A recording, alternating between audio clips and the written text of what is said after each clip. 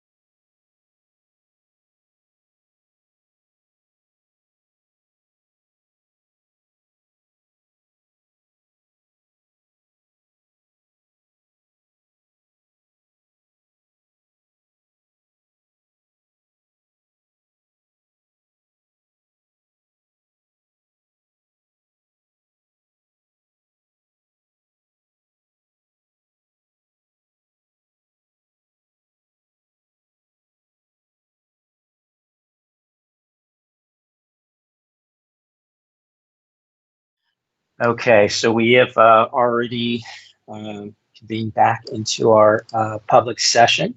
So we will move on to line item 4.1. I do need a motion to convene public hearing pursuant to ARS 15948C and D and 15-905D to review revision number 2 to the expenditure budget, including the maintenance and operations and district additional assistance, formerly capital outlay and unrestricted capital budgets for 2019-2020. Can I get a motion for that, please?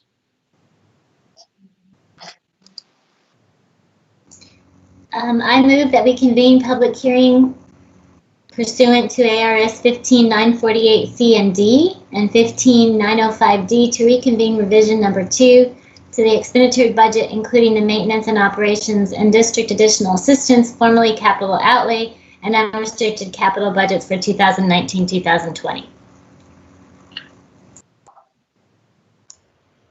I will second. Thank you for that. We have a motion by Ms. Underhill and a second by Ms. Pingarelli. Ms. Confer, do you want to? Yeah. Yes, hello. Sorry about that, sir. Yes, Mrs. Pingarelli, Aye. Mr. Sandoval, Yes. Mrs. Doan, Aye. Mrs. Ceja Martinez, Aye. and Mrs. Underhill. Aye. Thank you. That motion has passed. Before we move forward with the presentation, just for the sake of record, I would like to do an additional roll call to show that all board members are present for the audio stream that is now going on via YouTube. So could I please have you say you're present when I call your name? Mrs. Pingarelli? Present. President Sandoval? Present. Mrs. Jones? Present. Mrs. Ceja Martinez? Present. Mrs. Underhill? Present. Thank you so much for that. Thank you, Ms. Contra. All right, so moving on, looks like we have Ms. Michelle Myers, who will be leading us through this line item. President Sandoval, members of the governing board, Mrs. Pallas Thompson. This evening I will present information related to the second revision to the fiscal year 2020 operating budget for the Peoria Unified School District. Tonight I will review the requirements related to budget revisions as well as highlight the main changes to the maintenance and operations, district additional assistance, and classroom site fund budgets. I will also comment on federal and state grants and cash controlled funds. One of the four perspectives of the district's strategic plan is the stewardship of community resources. The annual budget process is part of the strategic perspective to solidify and adhere to effective policies, practices, and accountability for district resources. A public school district must adopt an annual fiscal budget each year by July 15th, and a district can revise its budget in December and May of the fiscal year. This year, the May budget revision deadline has been extended to June 30th, 2020 by the state of Arizona. The budget revision being presented tonight allows the district to update the fiscal year 2020 budget prior to the fiscal year end and to recognize full funding amounts and related adjustments.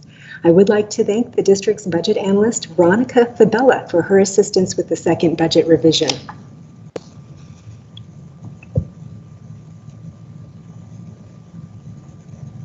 Each year in July, Peoria Unified adopts an annual expenditure budget for maintenance and operations, or M&O expenditures. This fund is where most of the regular education and special education day-to-day expenditures take place for the district. M&O expenditures include salaries, employee benefits, supplies, utilities, transportation, and other operational expenditures not of a capital nature. In the second 2020 budget revision, the M&O budget is being increased by $2,949,970 to recognize final ADM adjustments for the year and a budget increase for taxpayer anticipation note and credit line interest. District additional assistance funds can be used for capital expenditures that include furniture, athletic equipment, textbooks, instructional aids, computers, and software. There is no change in the district additional assistance or capital budget amount between the budget revision number 1 that took place in December and the second budget revision for fiscal year 2020 with a total budget amount of $15.6 million.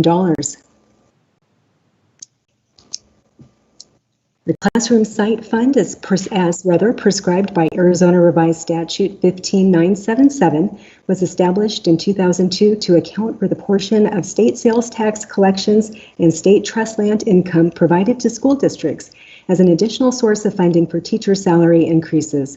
Classroom Site Fund expenditures are accounted for in 3 funds for base pay and performance pay for eligible certified staff. The fiscal year 2020 budget in this fund is also remaining unchanged from the December budget revision with a budget amount of $22.9 million. In addition, final budget alignments for federal and state grants have been made in the second budget revision, including the addition of the CARES Act budget. Cash-controlled funds are typically reviewed at the second budget revision each year, and for this budget revision, there have not been any adjustments from the December budget revision. Based on the information provided this evening, administration recommends that the governing board approve Budget Revision 2 of the fiscal year 2019-2020 expenditure budget as presented under Agenda Item 12.1.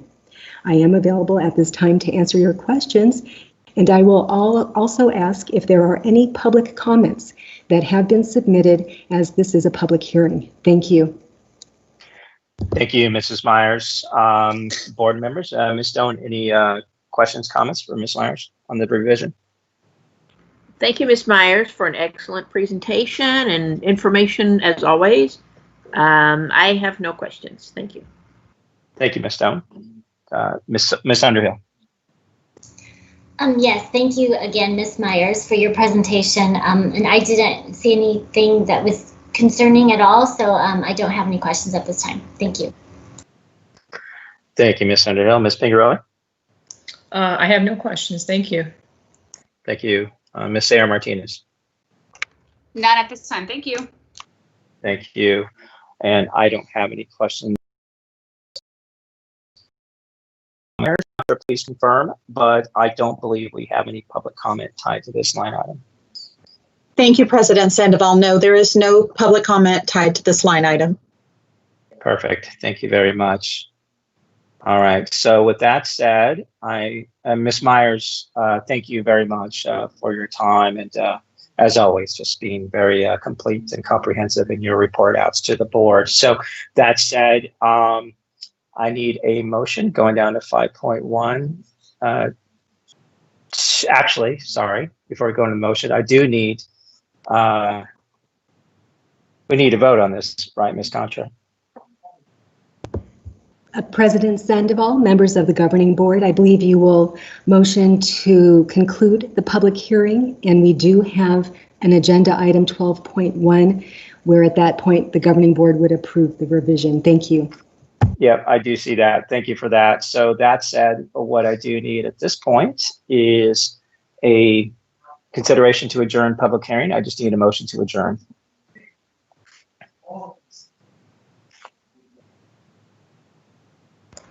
I move that we adjourn the public hearing. And I'll second. We have a motion by Ms. Stone and a second by myself. Ms. Contra, do you want to run us through a voice vote? Yes, sir. Thank you. Mrs. Pingarelli. Aye. Mr. Sandoval. Yes. Mrs. Stone. Aye. Mrs. Ceja Martinez. Aye. Mrs. Underhill. Aye. Thank you. Motion passes. Thank you very much for that, Ms. Contra. All right, moving right along to section 6, opening exercises.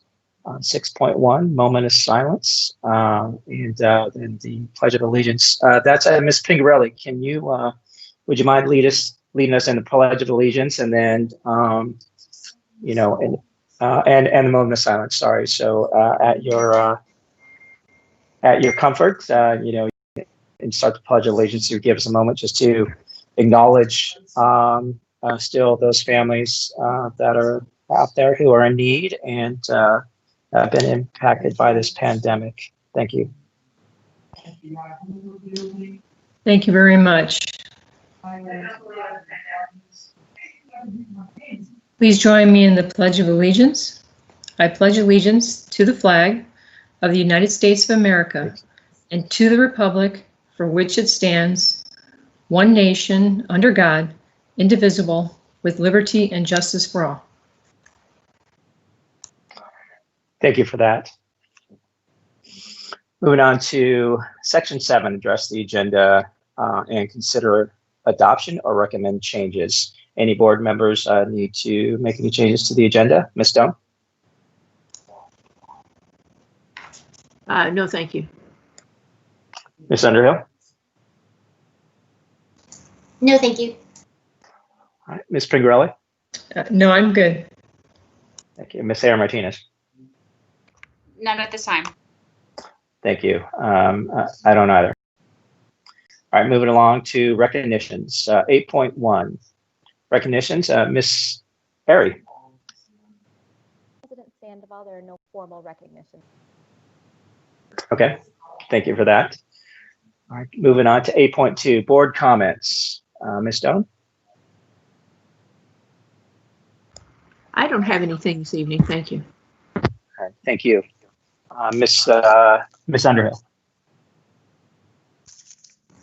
Yeah, I just wanted to thank Mrs. Powell-Thompson and the team there for the message that they put out regarding, the events of the last couple of weeks and Mr. George Floyd and just the, the major movement that has come out across our nation about, the injustices in our society. And I just wanted to thank them for putting out that message to let our community know that we have work to do and learning to do, and that we are listening, and just so important, and I appreciate them addressing that. So thank you.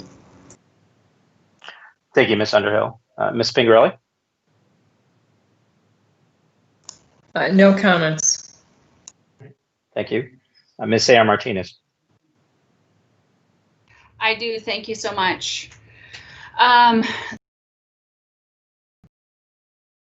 The external events, and it has been difficult in my own household growing up as being first generation and a daughter of a Mexican descent. And so we have been talking about what it's like to be a person of color in the Peoria Unified Community growing up. And so I wanted to make sure, it's very hard to wanting to say the right thing. And so I wanted to ensure that this conversation continues. And I'm grateful that as a whole collective board, we welcome courageous conversations. And recognizing the school has been unconventional. We are not oblivious to the terrible events that have taken place across the United States in regards to racist behavior and the impact that it is having on our students, staff, and community. I am absolutely devastated at another loss of a life as a result of prejudice and bigotry. I am anxious about the possibility that this could happen to any of my loved ones, students, or staff. And like our superintendent, I recognize that these conversations can be uncomfortable and emotionally charged. But in these moments, please remember we are neighbors and family first, and we create a safe environment in which everyone is welcome to engage in these difficult conversations. And I look forward to our leadership team, governing board, district administrators, and site administrators to not shy away of what a very important topic needs to be had, and that we continue to put things in place to ensure everyone has a sense of belonging in our community. So thank you. Thank you for that, Ms. Sayre Martinez. Yeah, I'll certainly echo the comments of Ms. Underhill, Ms. Sayre Martinez. I think, for me, I always say that I'm very proud to sit in the seat and serve the 40,000 plus human beings that we care for within the Peoria Unified School District, and our mantra, and it's every student, every day. And I think, again, under, Ms. Powell-Thompson's leadership and that of the cabinets, our site leaders, teachers, and staff, we see it all the time on social media, acts of human kindness. That's part of our role. Again, yes, academics very important, but it's the social and emotional learning and those other skills and that move our students in a way that ensure that they're adaptable and confident, and celebrate certainly the diversity not only of our district, but certainly our city, state, and nation. So thank you, board members, for those comments. And moving along, 8.3, superintendent comments. Ms. Powell-Thompson. Yes, good evening, Mr. Sandoval. I was recently noticed that Jess Ortiz, who's a special ed teacher from Desert Harbor, wrote a children's book about returning to school after the pandemic. And it's titled, "Why Will Nobody Hug Me? Returning to School in the Age of Pandemic." I'm understanding it's a really spectacular book that helps start the conversation about coronavirus with our children. You can check it out on Amazon. The other thing I would echo is what you and Mrs. Tejas Martinez just said, we're going through very trying times, but I feel very positive that we can establish the dialogue necessary to move us in the right direction. So thank you for your support, board and cabinet, and certainly all of our staff and our community for making that happen. And that's all I have. Yeah, thank you for that, Ms. Pallas-Thompson. All right, moving right along to section 9, public comments. A request to adjust the governing board regarding matters not included on the agenda. Ms. Contra, if I'm not mistaken, the public comment that we do have are very specific to line items within consent and our agenda sections, correct? Yes, President Sandoval, that is correct. Everything that we've received this evening is. We will read those as we approach those line items. Thank you for that. With that said, moving along to section 10, the consent agenda. Are there any board members who would like to pull any items from consent? Ms. Stone? Well, I think we probably better pull 10.21 so that Ms. Myers has a chance to perhaps address the concerns that we received. Okay, I'll second that.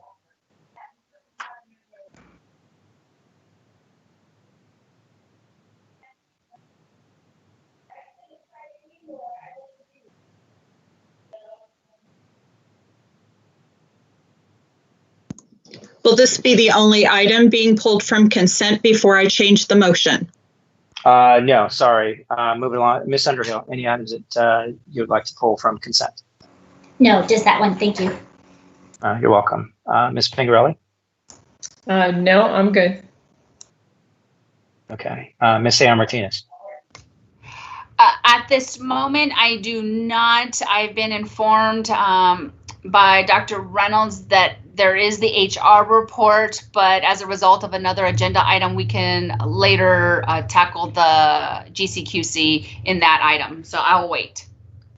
Got it. Perfect. And I apologize for that delay earlier, Ms. Contra. I was on mute. And anyway, so I would like to pull a few items. 10.7, the custodial services.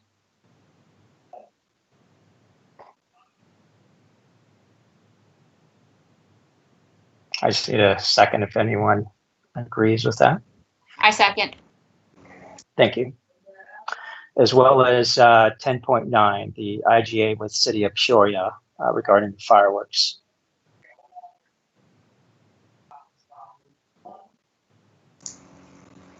I'll second that.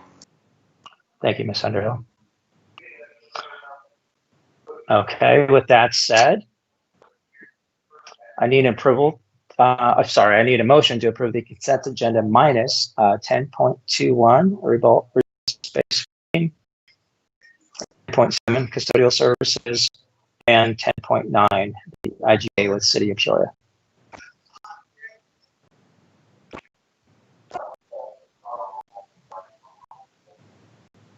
I need a motion to approve that consent agenda minus those items, please.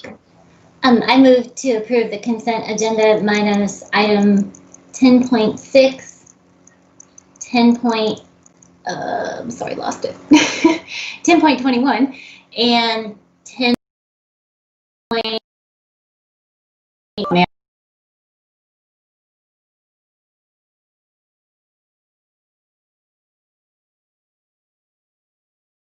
Because I moved these items, and I need to make sure I pull the right ones. No, just for clarity, Ms. Underhill, you said 10.6.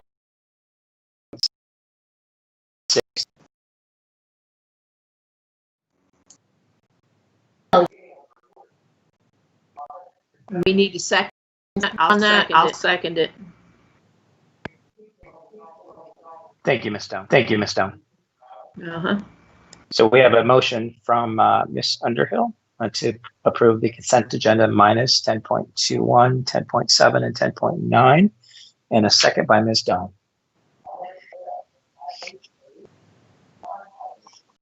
Ms. Contra, when you're ready, we're ready for you. Thank you, sir. I'm typing that as we speak. So it is a motion to approve the consent agenda without 10.7, 10.9.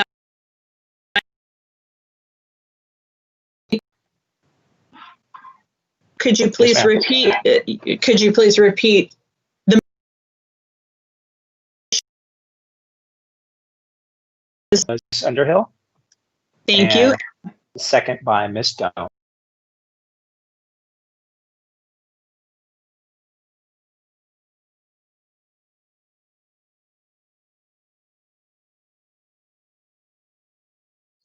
Mrs. Doan, Aye. Mrs. Ceja Martinez, Aye. Mrs. Underhill. Aye.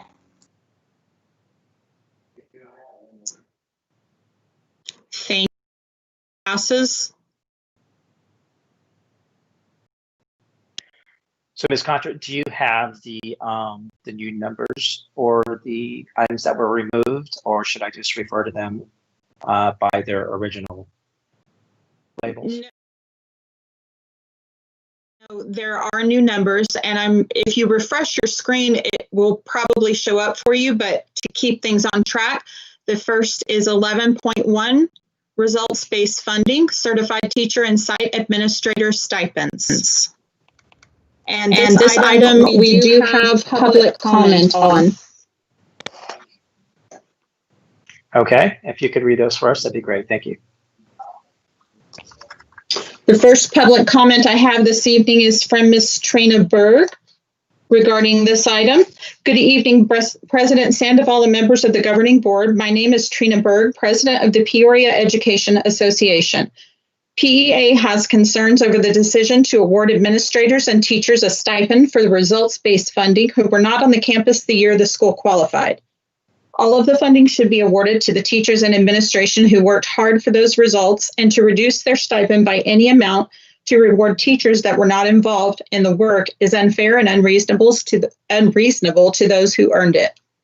I understand this might cause a delay in payment, but I ask that the board consider rejecting this proposal and return with an option of just paying those that were on the campus during the 2018 school year.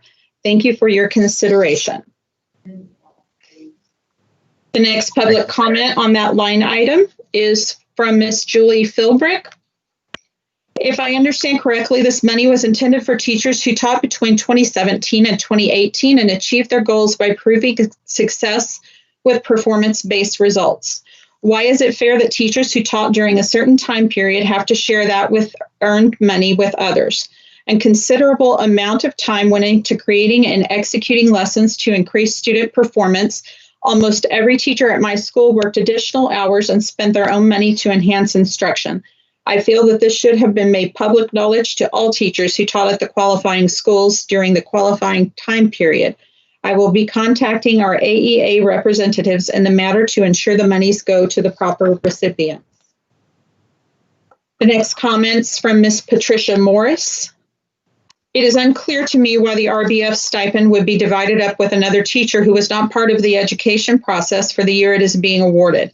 The staff at each campus in 2017-2018 put a lot of blood, sweat, and tears into their programs they created to build knowledge in every student, and educators should not be penalized for not being at the same Peoria school for the entire award, regardless as to whether they were promoted, transferred, or bumped. The next comments from Dwayne Nelson. I'm concerned on the proposed stipend payment for the 2017-18 RBF. The proposed stipend to teachers that were at one of the 13 schools this past year, but not for the 2017-18 is not right, and you would be rewarding teachers hoping for improvement instead of fully rewarding the teachers that actually showed the improvement. This is not right. Reward actual results instead of hoping you will see improvement. Next comment is from Jennifer Christensen. I am not clear on why teachers who had nothing to do with the 2017-18 state testing scores would be included on the monies and classified will now not be entitled to anything if they worked at one of the schools in the above mentioned year. Everyone on campus played a part in helping get the scores where they needed to be, and awarding teachers who weren't even at the school that year does not make sense and is taking a pat on the back away from those who worked really hard. Please rethink this decision and reward those who truly deserve it. Thank you. Next comment was from Miss Betsy Davies. I want to publicly comment on the board's decision to take full RBF funds away from the actual teachers who receive the merit pay for their particular school. I see how you want to retain teachers, but how about keeping the teachers who have persevered for 20 plus years? New teachers are benefiting and you are punishing the ones who have worked hard for so long. Please consider changing this policy. We work hard for kids, but the decisions the board makes make it harder to push through the red tape. Next is from Kim Flores. Hello, Governing Board. I would like to address the RBF stipend for the 17-18 year. We were informed that those who are currently on staff but were not on staff during the 17-18 year will be receiving a portion of the money earned by our 17-18 staff. I feel that the money should be awarded to the staff that actually worked the year. Thank you in advance for your consideration. Last comment is from Ms. Teresa O'Brien. I taught at Kachina, a Title I school, for 23 years. I was there the year we taught Purple Power Hour, our personalized learning initiative. I taught 3rd, 4th, and 5th graders a class called Super Salads. Each month, I would go to the grocery store with my own money and purchase the item to create a salad that the students would assemble, a creation of culinary delights. I also purchased kitchen items such as cutting utensils, cutting boards, bowls, etc. I had to spend hours finding recipes that would be good, that would not have food allergies, that required not actual heat, cooking to be done on my own time at home. Cleaning and disinfecting had to be completed at the end of class and also taken home to use my dishwasher. The amount of time I put into these classes was tremendous. At first, I admit I fought the idea of the extra work, but the payout was well worth it. The students look forward to coming to school just for these classes. On holidays, when there was no school and we had off on Mondays, students were disappointed and sad. These power hour days kept the students coming back week after week. These project-based learning lessons were so much work from the teacher's point, but the student payoff was priceless. And that is the end of the public comments for this line item. Thank you, Ms. Contra. Ms. Pallas-Thompson and Cabinet, if we can make sure to respond to these individuals and keep them abreast of any updates as it relates to this particular subject. Thank you. Thank you, we will. Yeah, thank you for that. That said, there's no doubt there's a lot of dynamics with regard to results-based funding. That said, Ms. Myers, I believe you had an update. Thank you, President Sandoval, members of the Governing Board. Based on the number of questions we have received on Consent Agenda 10.21, results-based funding, administration is recommending that the agenda item be tabled until the June 25th Governing Board meeting to allow for additional time to address the questions and to bring the results-based funding recommendations back for consideration and approval at the next Governing Board meeting. Thank you for that. I don't disagree that there are a lot of dynamics, a lot of questions, and we've talked about it before about creating, certainly safe, supportive, and inspiring work environments across all verticals. So I believe that this particular subject does warrant certainly more discovery, more discussion to ensure that we uphold that commitment to our teachers. That said, I'm certainly for tabling, but I'd like to get comment from our board members here. Ms. Stone? Thank you. That was exactly, what I wanted to hear. And Ms. Meyer, thank you for your email earlier explaining this situation to us. And I just wanted to make sure that the community was able to weigh in and hear the same information that the board gets. So I appreciate that. Thank you very much. Yeah. Thank you, Ms. Stone. Ms. Underhill? Yeah, no, I agree that the idea of tabling it is absolutely what we should be doing. I know there's been a lot of work done by Ms. Myers and her team, and also our administrators, to try to kind of figure this out. This kind of new funding source that hopefully can continue to be an incentive for our schools. So we want to make sure that we can figure out a way to make that work in the most motivational way possible, and still have the parameters that allow for us to make sure we're accounting for people that may leave the district because the payment is done in arrears and that kind of thing. So it's very complicated, but I do think that tabling it is the best thing for this evening. Thank you. Thank you, Ms. Underhill. Ms. Pingerelli? I also agree in tabling it. Thank you. Thank you. Ms. Sarah Martinez? Thank you, President Sandoval. I had a couple questions in regards to the timeline of tabling it. I know there was a recent email that went out today, I believe, that outlined when the monies would be distributed as a result of a potential table. How does that impact the timeline? President Sandoval, members of the governing board, we will work with our payroll team to make every effort to honor that timeline of a targeted payroll date of July 7th. We would not be able to have an earlier pay date, and our objective is to bring back an updated agenda item and recommendations on the 25th, which would work with that July 7th timeline. Thank you. I appreciate that clarity. I would ask that President Sandoval, as you move forward with Dr. Reynolds and Ms. Pallas-Thompson, that it not be in the consent, that it be especially something to celebrate for those schools that have worked so hard.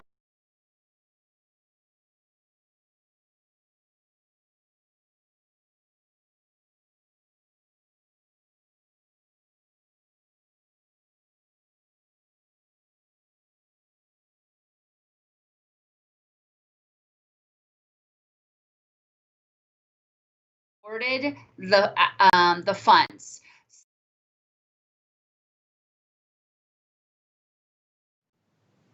Yeah, thank you, Ms. Sam Martinez, for those words. Yeah, and I agree. I think this it will be an item that we'll actually put in the within the agenda category. In addition to that, and I know Ms. Myers, you and team are very solutions oriented, and and allow again, people and morality to have a weighted voice in our decisions. One thing I would ask, though, with the public comment that we realized, one, certainly taking those to heart, but two, I'm not sure how you're going to kind of go back and have discussions around this policy prior to presenting, recommendations to the board on the later part of this month. But maybe even soliciting some of the individuals who had public comment to take part in those conversations, so we have a very comprehensive and wide breadth, if you will, of voices in this discussion. So I think that would be smart on our behalf to do so. So thank you for that. So with that said, I need a motion to table 11.1 results-based funding, certified teacher and site administrators stipends. I move to table results-based funding. I'll second that.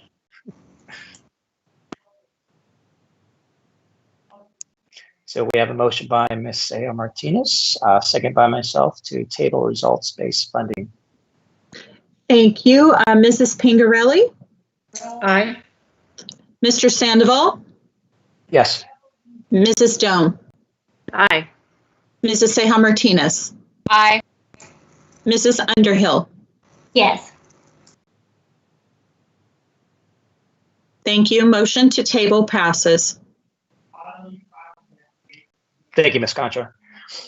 Okay, moving right along. 11.2, custodial services for fiscal year 2020-2021. This item was pulled, from understand we have public comments tied to this line item. So, Ms. Contra? Yes, sir. Thank you, President Sandoval. We do have one public comment for this item. It is from Mr. Wayne Moffitt. Hello, this is Wayne Moffitt with ABM Education Services. I would like to thank the board for allowing my input at this meeting.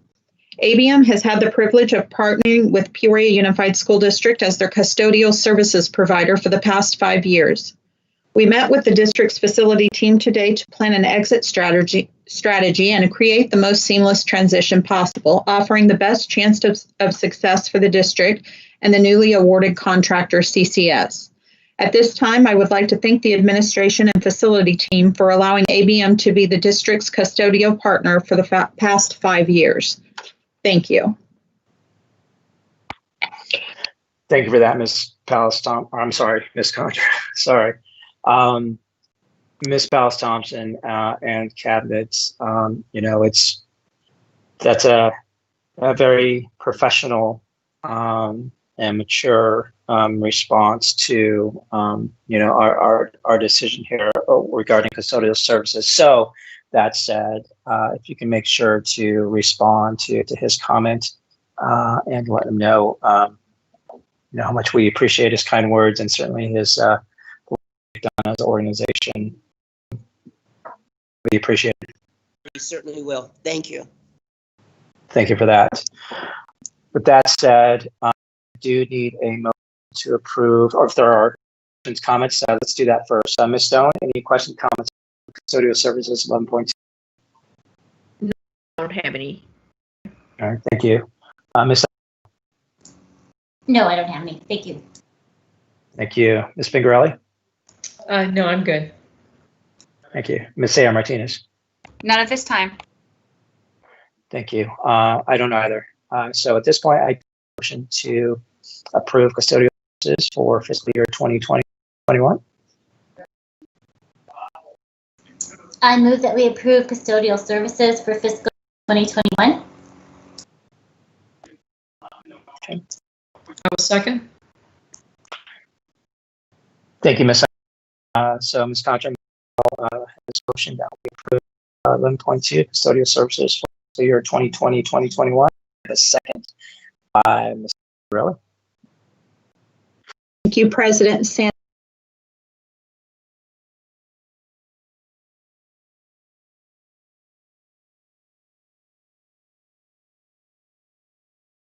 Stone? Aye. Mrs. Sayre Martinez? Aye. Mrs. Underhill? Aye.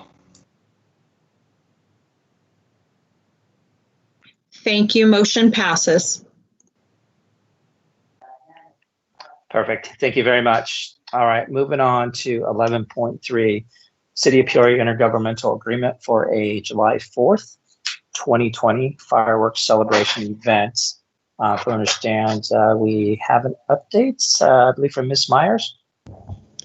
Thank you, President Sandoval, members of the governing board. Administration asks that you approve this IGA, Intergovernmental Agreement, with the exception of paragraph 4, section 5, covenants related to concession stands. The City of Peoria has asked that we remove that paragraph, and the final version of the IGA has that language removed, and so we ask for the governing board to approve the IGA without section 5, covenants, paragraph 4, related to concession stands. Thank you.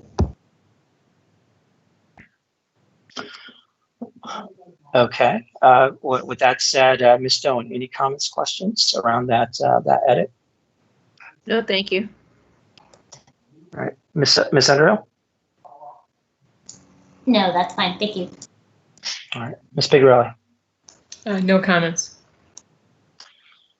Ms. Sayre Martinez? Thank you, President Sandoval. With this situation, have we received any community input from our parents or about noise or partnership? Any concerns that we should be aware of?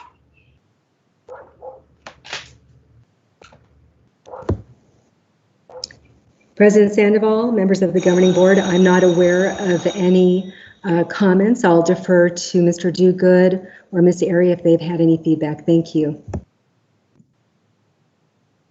President Sandoval, at this time, we have not had any feedback from our community. And nor have I heard of any as well. Thank you. I do appreciate that. Other than that, I don't have anything else. Perfect. Thank you very much.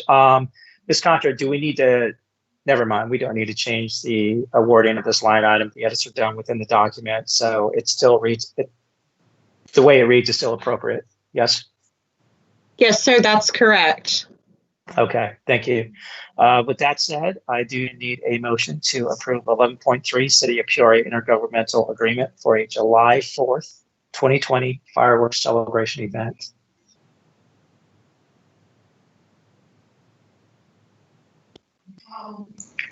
I move that we approve the 11.3 City of Peoria Intergovernmental Agreement for July 4th, 2020 fireworks celebration event. Can I get a second? Second. Perfect. Thank you, Ms. Underhill. Ms. Contra, we have a motion by myself and a second by Ms. Underhill. Can you please lead us through votes?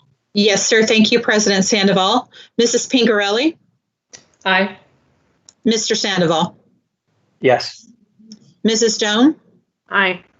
Mrs. Seja Martinez? Aye. Mrs. Underhill? Aye.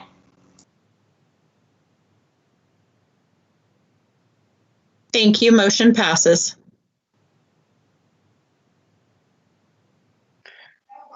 Thank you for that. All right. Moving right along to section 12, agenda items.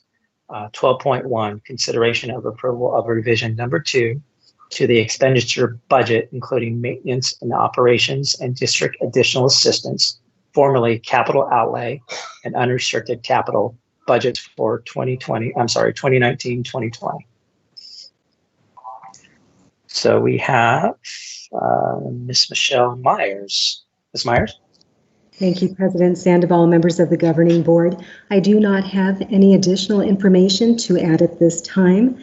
Based on information provided earlier this evening, administration does recommend that the governing board approve budget revision number 2 of the fiscal year 2019-2020 expenditure budget as presented. Thank you. Yeah, thank you for that. Board members, any additional questions or comments on this line item? Ms. Stone? No, thank you. All right. Ms. Underhill? No, thank you. Ms. Pingarelli? No, thank you. And Ms. Seja Martinez?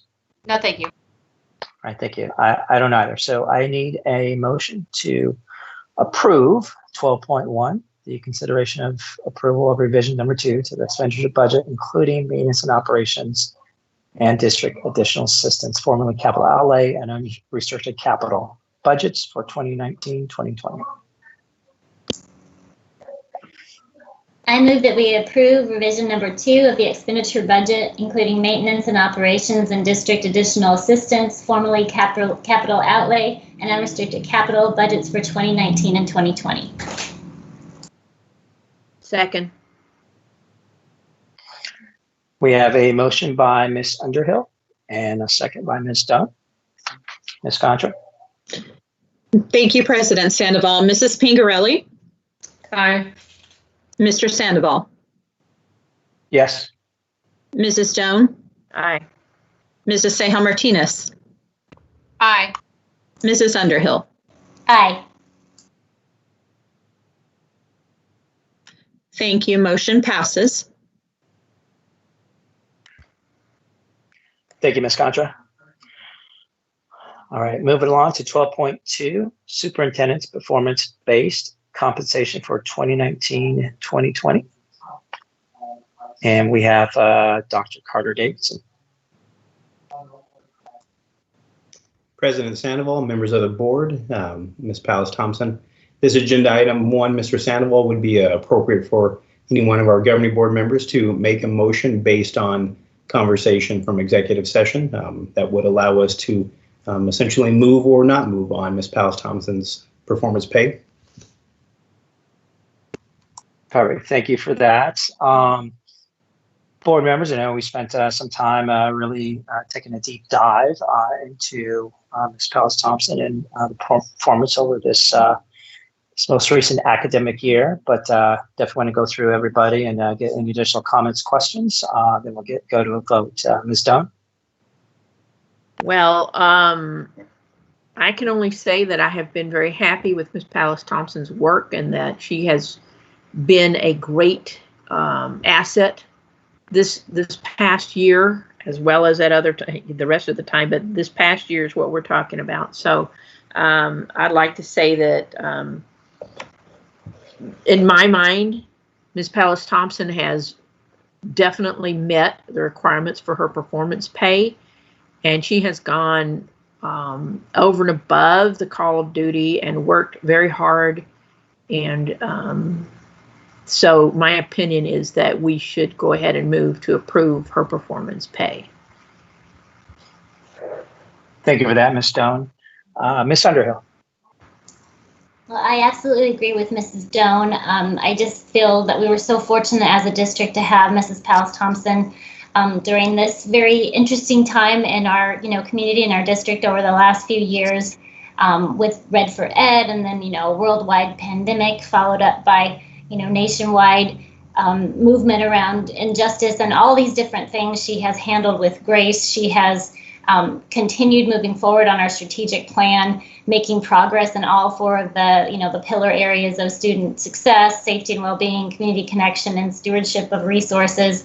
And she continually provides both evidence of that, solid evidence, but also it's evident in her relationships and with the forward movement of the district. So I am fully supportive of approving her performance pay for this year. Thank you.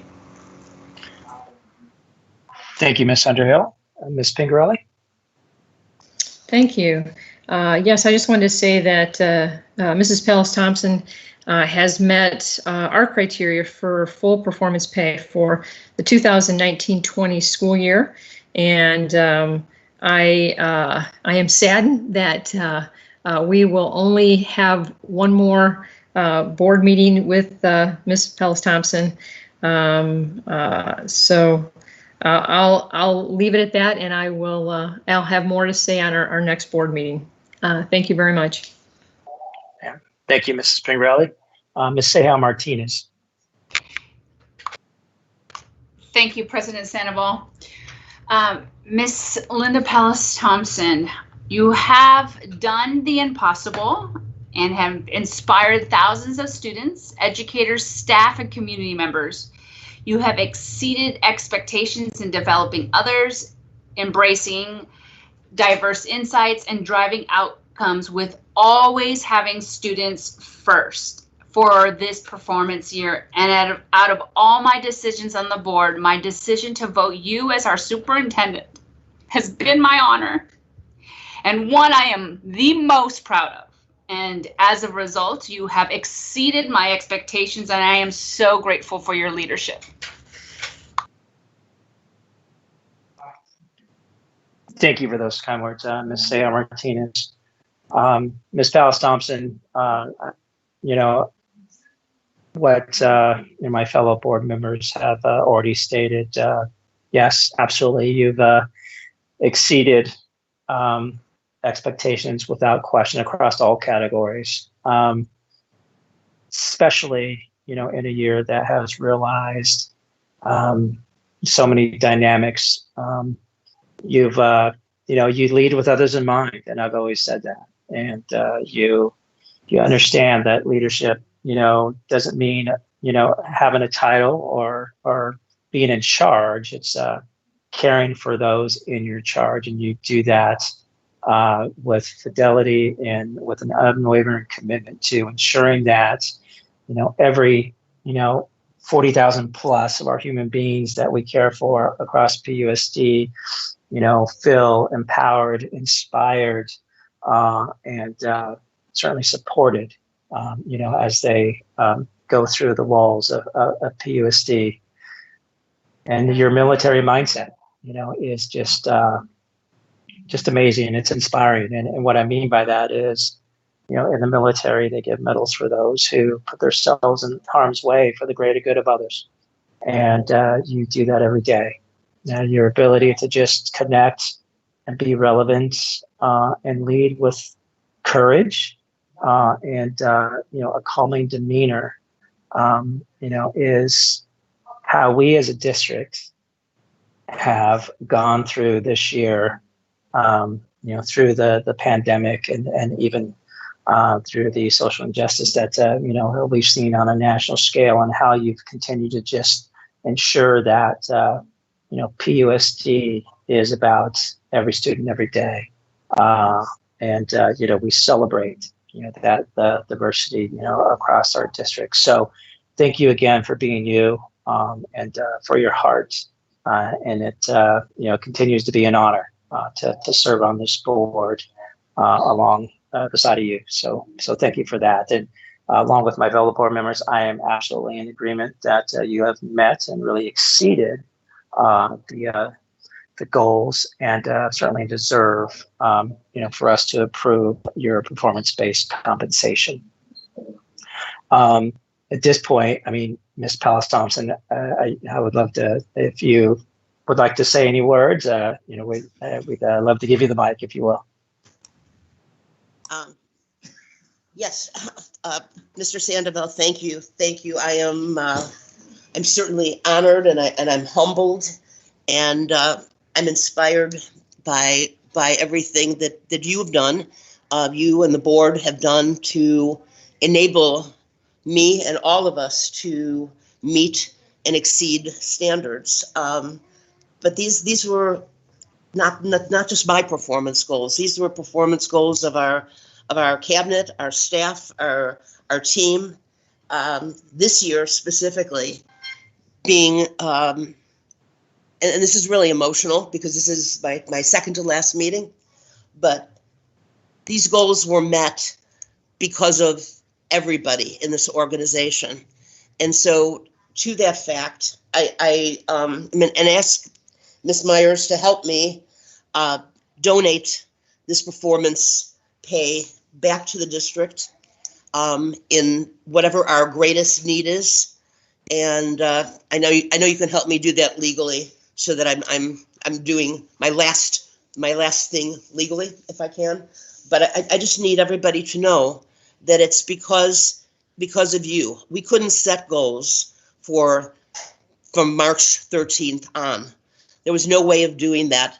And it's you, the board, the staff, the community, who have really been the ones who have met and exceeded what we're about in Peoria. So I couldn't be more proud and humbled, and I love you all, and I hope you'll take that donation and take it to the greatest need. So thank you so very much.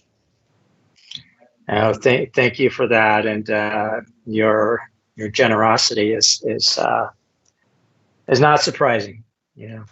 Like I think as Ms. Saya Martinez stated, you've inspired many lives throughout the years, and you continue to do so. So thank you for that.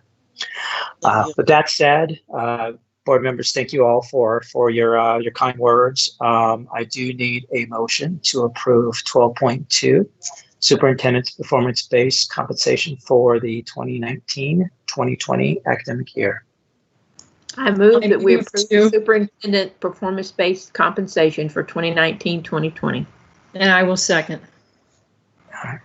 Thank you for that. We have a motion by Ms. Stone and a second by Mrs. Pingarelli. Thank you, President Sandoval. Mrs. Pingarelli? A definite aye. Mr. Sandoval? Yes. Mrs. Stone? Absolutely. Mrs. Ceja Martinez? Definitely aye. Mrs. Underhill? Yes. Thank you very much. Motion passes. Thank you, Ms. Concha. Thank you so much. You are welcome. All right, moving along to 12.3, policy GCQC, resignation of professional staff members, liquidated damages. Just for clarity, I know this discussion is one that we want to have that is tied to the COVID-19 closures. You're not to make any revisions at this point to the policy itself. So that said, Dr. Carter Davidson. Excuse me, Mr. Sandoval. I Yes, ma'am. apologize. We have 2 public comments tied to this line item. That we do. I apologize. That's my bad. I have it written down and I didn't look at my notes before moving on. Thank you for that. Not a problem. There have been many public comments tonight, so it's completely understandable. So the first public comment to this line item is from Ms. Jennifer Elam. Dear President Sandoval and fellow governing board members, I would like to address the topic of liquidated damages. Thank you for considering the circumstances we are living in currently and the constant change our world is experiencing. This motion directly affects myself and my family as well as others in our district. Passing this motion will make a positive impact on the people affected by this situation. Thank you very much for your consideration and support. And the next public comment is from Ms. Trina Berg. Good evening, President Sandoval and members of the governing board. My name is Trina Berg, President of Peoria Education Association. I appreciate this conversation regarding liquidated damages during this time. PEA has strongly supported removing liquidated damages from policy permanently, but since they are still in policy, that we ask you suspend them this year to hold teachers harmless that they may need to resign due to COVID-19. Thank you for your time. And that is the final comment regarding this line item. Thank you, Ms. Contra. Here again, Ms. Palace-Thompson and leadership, if you can make sure that these individuals receive a response from the district around this line item and any updates that we may realize. Thank you. Appreciate that. Thank you. Thank you. We will. Yeah. So with that said, questions, comments, actually, Dr. Davidson, love to hear from you, sir. President Sandoval, members of the board, Ms. Palace-Thompson. We built this agenda item to allow for, as we did before, some conversation in regards to this policy, in particular, its connection to liquidated damages.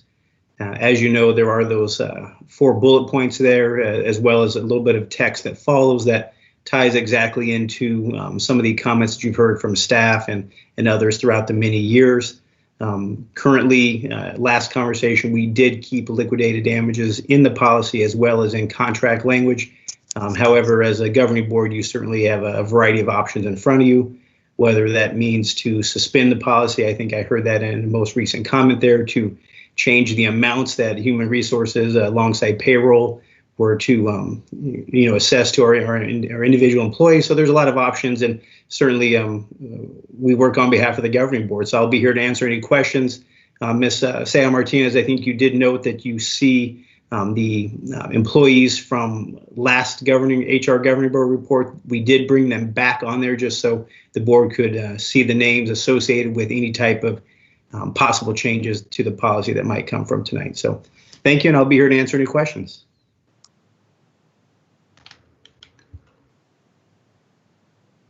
Thank you. President Sandoval, would you like me to start?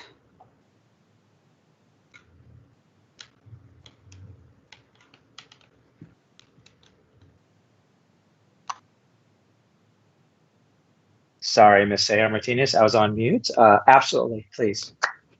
Thank you very much. And again, thank you, President Sandoval, Ms. Underhill, and Governing Board for allowing this conversation to take place. I had requested that we discuss, as a result of the current COVID situation, not to change the policy, and to reiterate the fact that we are all in unprecedented times.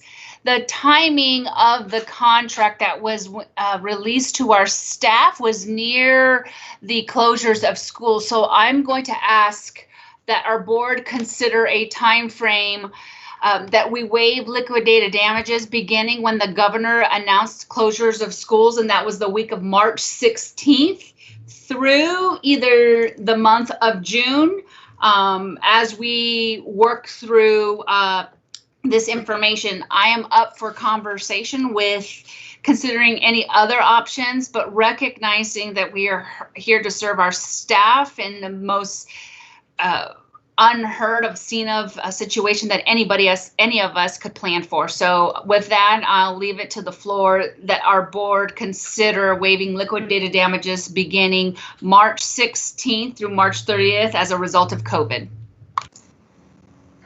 Thank you for that, Ms. Sayre Martinez. Ms. Stone? I certainly am not against providing relief for any staff that have been affected by this whole pandemic issue. I would like, if possible, I don't want to put too much stress on staff, but I would like a caveat in there that it wouldn't just be a blanket suspension, but that it would be suspended for those that were affected by, and I expect it'll be pretty much everybody that applies, but I don't, if possible, I'd like to have that qualification placed rather than just a blanket suspension. Thank you for that, Ms. Stone. Ms. Underhill. I just had a clarification on the dates because, recognizing that we could go into closure again at some point and, with the future being kind of unknown, it seems to me that it might be wise to, if we are going to change this or suspend it in some way, that we might want to go through the end of the upcoming school year. I wasn't sure, Ms. Sayre Martinez, if you were talking about this June or if you were talking about June of 2021. President Sandoval, Ms. Underhill, thank you for the clarity. Yes, there's definitely a lot of uncertainty. For now, I'm saying through this 2020, as we've heard from our governor, we are planning to re-engage in school. What that looks like is unknown. However, the board can in the future readdress those dates if need be. But at this time, I was just looking at the leadership from the state perspective as a result of COVID, which was March 16th. And then he technically announced last week, June 2nd-ish, I believe, correct me if I'm wrong. And then as a result, we are talking about it now. So that's why I was thinking that logically through the month of June of this year only. Okay, thank you for that clarification. I was just thinking that, to be proactive if we wanted to extend it, but I understand that. So thank you. Thank you, Ms. Underhill. Any other comments from you? Oh, okay. Ms. Pingarelli. Yes, Dr. Davidson, I just had a couple of questions. Did these, and I think there's 6 individuals, do these 6 individuals fall within our exception in our current policy? Ms. Pingarelli, President Sandoval, members of the board, the staff members that you see there that we would recommend assessing of liquidated damages, meaning their reasons for leaving do not fall according to the criteria as mentioned on the policy. So likely these are individuals seeking other employment or simply resigning for reasons unknown. Okay, and thank you. And that was my other question is, why did each of them resign? Where did they go to? And how specifically did COVID-19 affect each one? Before we give a blanket change. Ms. Pingarelli, great question. Our reason for leaving form doesn't always capture every bit of detail as you had just asked. So without contacting each person, I don't think I'd be able to share that directly this evening. That answers all my questions. Thank you. Yeah, thank you for that, Ms. Pingarelli. Dr. Davidson, are there individuals that, how many individuals are we looking at? When we go back, right, retroactive to March 16th through today, is the number that's listed on the current human resources report. But I believe we've assessed damages since March 16th, where we may have to, if we decide to suspend this policy, may have to refund those dollars. Yes. President Sandoval, yes, sir. I believe in working with Ms. Vesley, our Human Resources Director. If we were to go back to roughly mid-March, we're looking probably about 12 employees, and there may be a few too that you don't see yet that I know potentially are coming our way. Again, those moving into other professions and external promotions. Gotcha. Okay. So, for me, this is a policy that I still feel we have an opportunity to adapt. So it is, seen as more of a supportive policy versus punitive. That said, I believe it was Ms. A.R. Martinez who stated that we are in unprecedented times, and yes, these policies are important to guide the district, certainly in normal times, without question.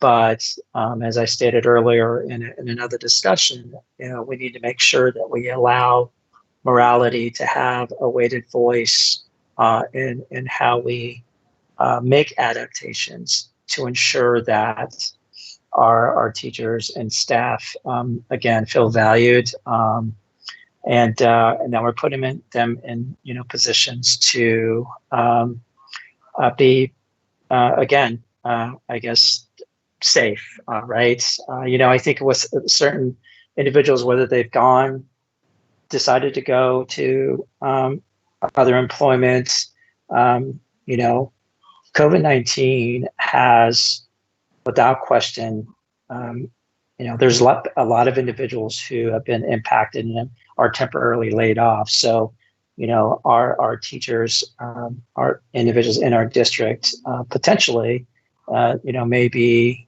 become the only income earner in those households, which absolutely makes a big impact on their ability to,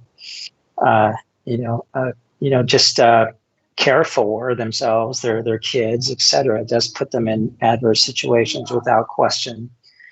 That said, Ms. Stone brought up, a possibility of adding some caveats. If we do decide to suspend this policy, at least in my mind, I'm thinking we should suspend it from March 16th through the end of the calendar year. And the rationale for that is, we, as a state, we've seen a lot of spikes. In fact, if I'm not mistaken, I think the news today stated that we're number one, and I believe percentage of additional cases and certainly fatalities due to the pandemic. And I just feel that I don't know, as a result of that, I don't know, and I don't think anyone can tell me at this point where this may end. So for me, I would recommend that we suspend the policy through the end of the calendar year. And then we can make, if need be, make any adaptations at that point. But again, it's never wrong to do the right thing. And, I think this is the right thing to do on behalf of our teachers. That's I don't see any hands. Corey? Yeah, I just wanted to agree with that. I think that extending it to, at least the end of the calendar year makes sense. There's still going to be a lot of, I think, kind of fallout from, the changes that people might have to make in their lives. And like you said, this, unfortunately, our statistics aren't looking great right now. So I think to avoid having to, rehash this or have undue stress on people worrying about it, it might be just as wise if we're going to go through the process of suspending it, to do that through the end of this calendar year. Thank you, Ms. Underhill. Ms. Stone? Yes, I would like to, I wouldn't mind doing that, but I do want the caveat in there if we can do that, because I don't want people taking advantage, and I do want it. I believe you're right. It is the right thing to help people. It is the right thing to do to try to take care of our people. But I do want to know, that it's related to the pandemic, because we have good reasons in there if they're gonna, move on or whatever. There's plenty of reasons they can give. But if it's due to this pandemic, then I think that, you know, we don't need to charge any money for, I mean, that'd be ridiculous. So I do want the caveat in there that if it's not due to COVID, if it's just regular leaving and moving on or whatever, that it should not be suspended, but that it should be assessed as regular. But if it's due to COVID, then never mind. Yeah, no, I Ms. Stone, I think that's a really good thought without question. My only reservation is how that caveat reads, right? And then how we actually, I guess, confirm that is the case. And this is an open conversation. So Dr. Davidson, you know, please chime in, or anyone in cabinet or who's on the call. But, you know, I'm just trying to figure out how we do that without impeding or being too intrusive into anybody's personal life. Mr. Sandoval, Ms. Doan, I appreciate the commentary for sure. From an HR perspective, I would share with you that I am anticipating challenges with being charged with a task like that of trying to work alongside an employee to determine which part of the COVID-19 virus they're impacted by. And what I mean by that is it them personally. Did someone in their house lose their job? Is it their parent who's in a care facility that they're supporting? There's so many variables that we've seen right now, and I think that would be a major challenge to dig in that deep with employees. I'm open for conversation. I just wanted to give you a few thoughts. Thank you. Thank you. Go ahead, Ms. Stone. I was just thinking we don't really need to, I don't know that we have to dig in that far. I think some people might take advantage, but I think we also have some honest people in the district that wouldn't. I don't know. And partially, I'm going to leave some of that deciding, I think, up to the people that have to handle it, because it is a pain. But that's just my thoughts on it. I'd like to see how we can, and if we can do that. Yeah, I gotcha. Yeah, thank you for that. Ms. San Martinez, I think you have your hand up, or was that from earlier? Yeah, no, thank you. And I would agree in regards, this is for COVID as a result of many aspects of how it impacts one of our employees, such as mental health and the stress and strain it puts on. If we have to put our children on tracking or different types of online, and they have children, or maybe there's somebody in their family who has an immune disease and they can't be around, and the list can go on and on. So that is my concern, and I think the best way to instill trust in our employees and to show them that we believe that they're honest and ethical is, I think, David, Mr. Sandoval, your time frame, I would completely support, and I appreciate you bringing that forward. I am comfortable with supporting waiving all liquidated damages for the remainder of the year. And if my fellow governing board members recognize and ask the administration to take insights as we go through this process for the remaining 2020, it may give you some more leverage to determine how to move forward with this policy altogether in 2021. But for me, I like to hear that we put people first. And Mr. Sandoval, your time frame for extending it for 2020, I support. Thank you for that. Yeah, again, I think to Ms. Stone's point, I think it's a good one, but my reservation is us potentially getting into HIPAA guidelines, right? We certainly don't, want to go there. I've always said, as a district, we should be confident in hanging our hats in the fact that we that we have a culture that is safe, supportive, and inspiring. And as I said earlier, I think under Ms. Pallas Thompson's leadership, we have a great foundation and we're on a great trajectory to continue to enhance that culture across the district.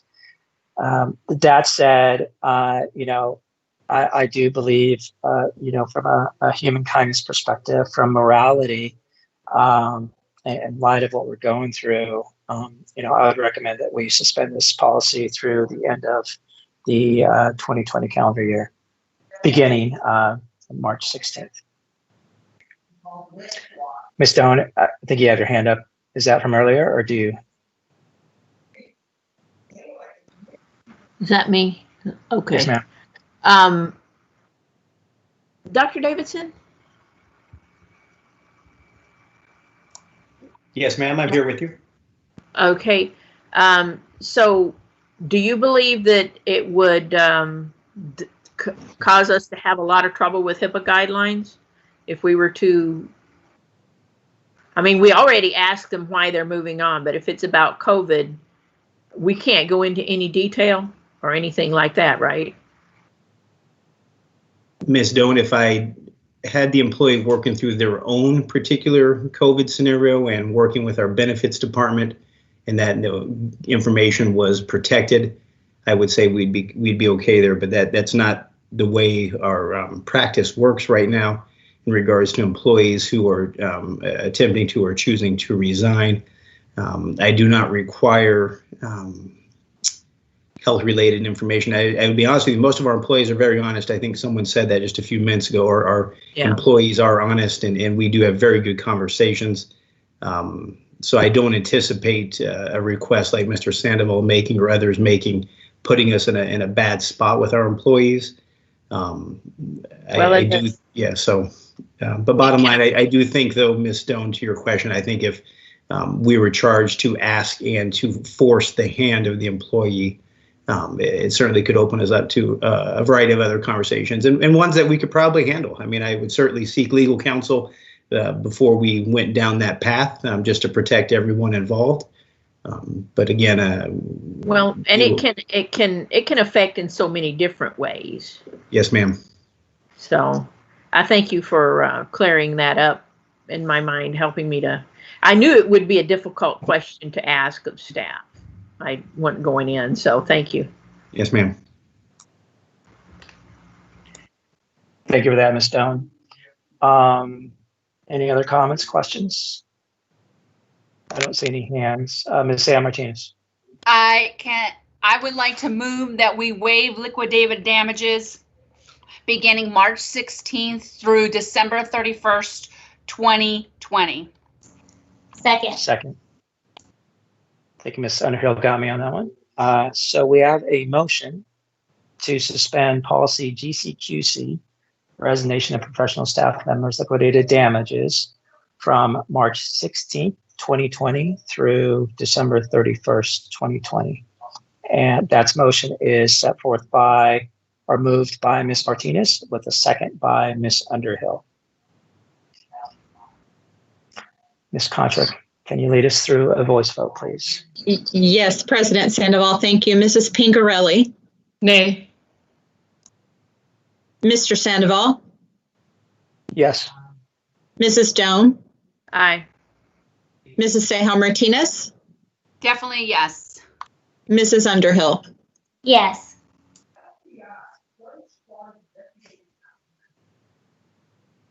Thank you. Motion passes 4-1. Thank you, Ms. Contra.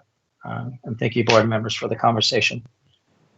Moving along to 12.4, discussion and consideration of course fees, extracurricular activity fees, and parking fees for the 2020-2021 school year. And this is being presented by Ms. Michelle Myers. Yes, good evening again, President Sandoval, members of the governing board, and Mrs. Pallas Thompson. Tonight I will provide information and recommendations related to published district fees for the upcoming 2020-2021 school year.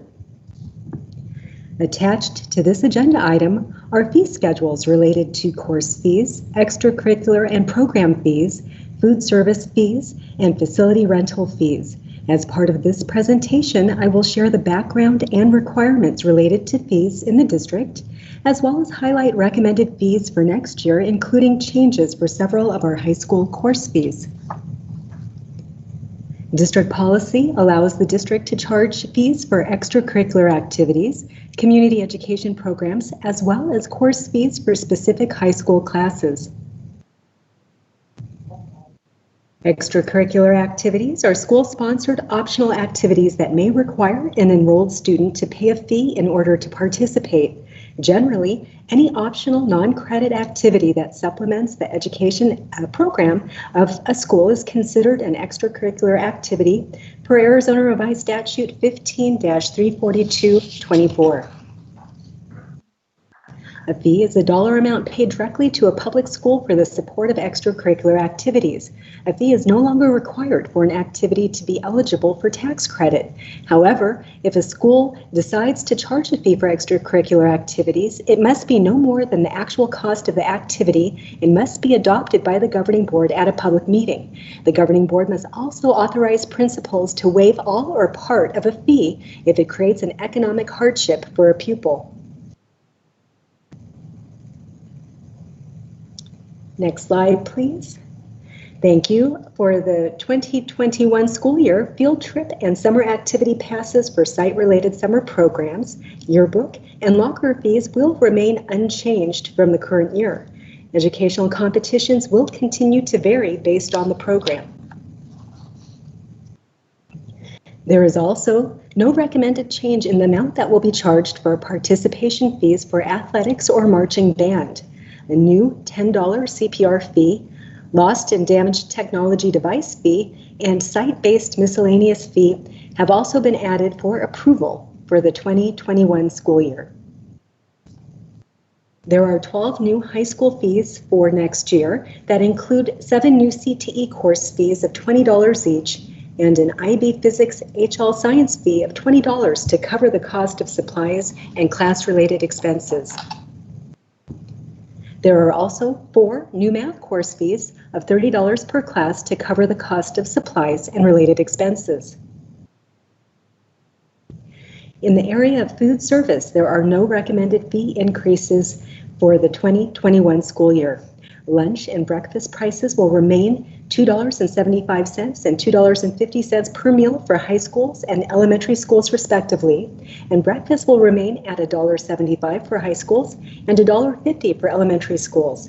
There is one recommended change to the facility rental fee schedule related to COVID-19 and the addition of special cleaning fees up to $500 that can be assessed if needed on a case-by-case basis. Also attached to this agenda item are the fees related to Kids Zone, Community Preschool, and Community Camps and Competitions that have been updated to consider minimum wage increases and other program-related costs. Next slide, thank you. Administration recommends the governing board approve the proposed course fees, program fees, extracurricular activity fees, and other district fees for the 2021 school year as presented. This concludes the presentation. Administration is available to answer your questions at this time. Thank you. Thank you, Ms. Myers, once again for the very detailed and comprehensive presentation. Ms. Stone, questions and comments? I have nothing. Thank you. Thank you. Ms. Underhill. I don't have anything either. Thank you. Thank you. Ms. Pingarelli. Oh, yeah, I just had one question about the lost and damaged technology fee that's new for $150. I just wanted to know why that was added. Thank you, President Sandoval, Mrs. Pingarelli, members of the governing board. We added the fee both through consent for the current fiscal year as well as for next year related to the high volume of devices that we're now checking out. The fee is described as up to $150. There is a form that parents sign when a laptop or technology device is loaned to a student for use at home. And if the device were to be lost or broken, the district may assess the fee to cover the cost of the lost equipment to the district. Is then the device that is being loaned, is the value $150? President Sandoval, Mrs. Pingarelli, members of the board, that's a very good question. Mike Trigaboff, our Director of Information Network Technology, did do some research, and a replacement value of a depreciated device is around that $150 cost. It's not the cost of a brand new device, but the devices that we are loaning out have been used for a period of time, and their value has depreciated. Okay, thank you very much. Thank you, Mrs. Pingarelli. Ms. A.R. Martinez. I have two questions. One, thank you, President Sandoval, Ms. Myers, and for the information. Over my time, I've received questions from parents in regards to athletic fees. It's been presented that, let me just ask the question. When the fees are paid, how do they get distributed? Do they go to the school itself, or do they go to one pot and all fees go equally to every school? President Sandoval, members of the governing board, it depends if the participation fee was paid through tax credit or auxiliary. Tax credit payments are managed at the school level. Auxiliary participation fees are managed at a district-wide level. There are programmed expenses that are managed by our district athletic director in conjunction with the site-based district athletic directors. As a unified district, there are certain expenditures that are made to support all schools equally. So the auxiliary fund participation fees are managed district-wide, but tax credit is at a site level. Thank you for that. And that leads me to the next question, which, as we think of disparities amongst our schools and low socioeconomic statuses in our Title I schools, I want equal access for all our students. And as we continue to, as we don't have any other option to raise fees, I'm concerned about those students in low income that cannot participate as of in lack of funding, or if funding does come in, it puts one school ahead of the other. So I appreciate you answering that question. I believe I would ask going forward that more education be provided to our booster clubs at the high school level so they understand the difference, and that our coaches understand when communicating how to best serve their needs, that they understand what bucket of money goes to what and how it impacts when they spend it. So thank you.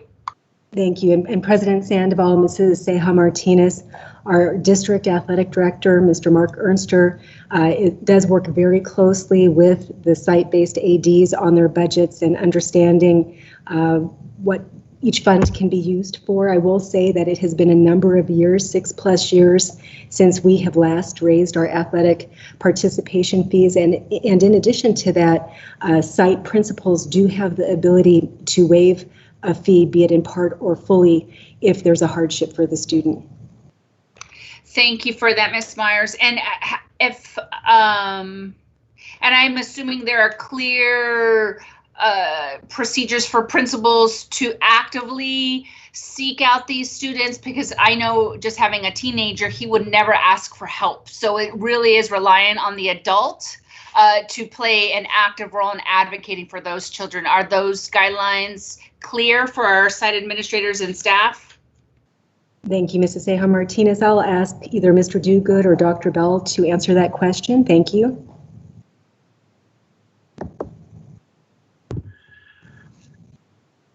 Thank you, Mrs. Ceja Martinez, President Sandoval, Mrs. Myers.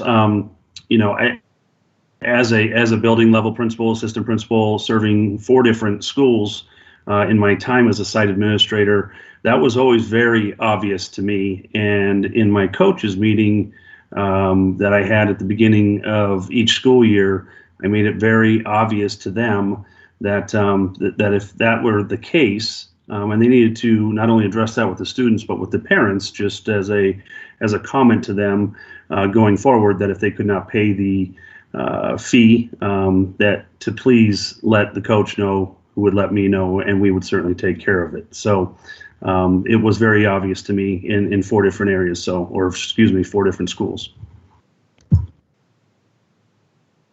Thank you very much, President Sandoval and Mr. Duguid.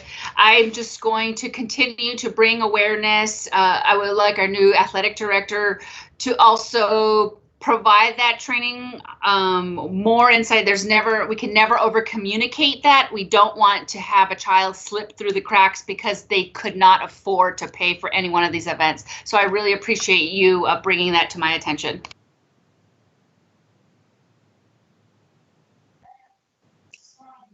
Thank you for that, Ms. Sarah Martinez, Mr. Duguid, Ms. Myers. I do have a quick question, and this may put a level of, I don't want to say hardship, but I guess another duty on our finance team. But so where a family, may need assistance in just terms, if you will, payment terms, right, across maybe the length of the season, let's say football, from August through December. Do we have a system that allows families to make payments across 4 months or across the number of months that it takes to get through a season of whatever sport to make these to accommodate these course fees?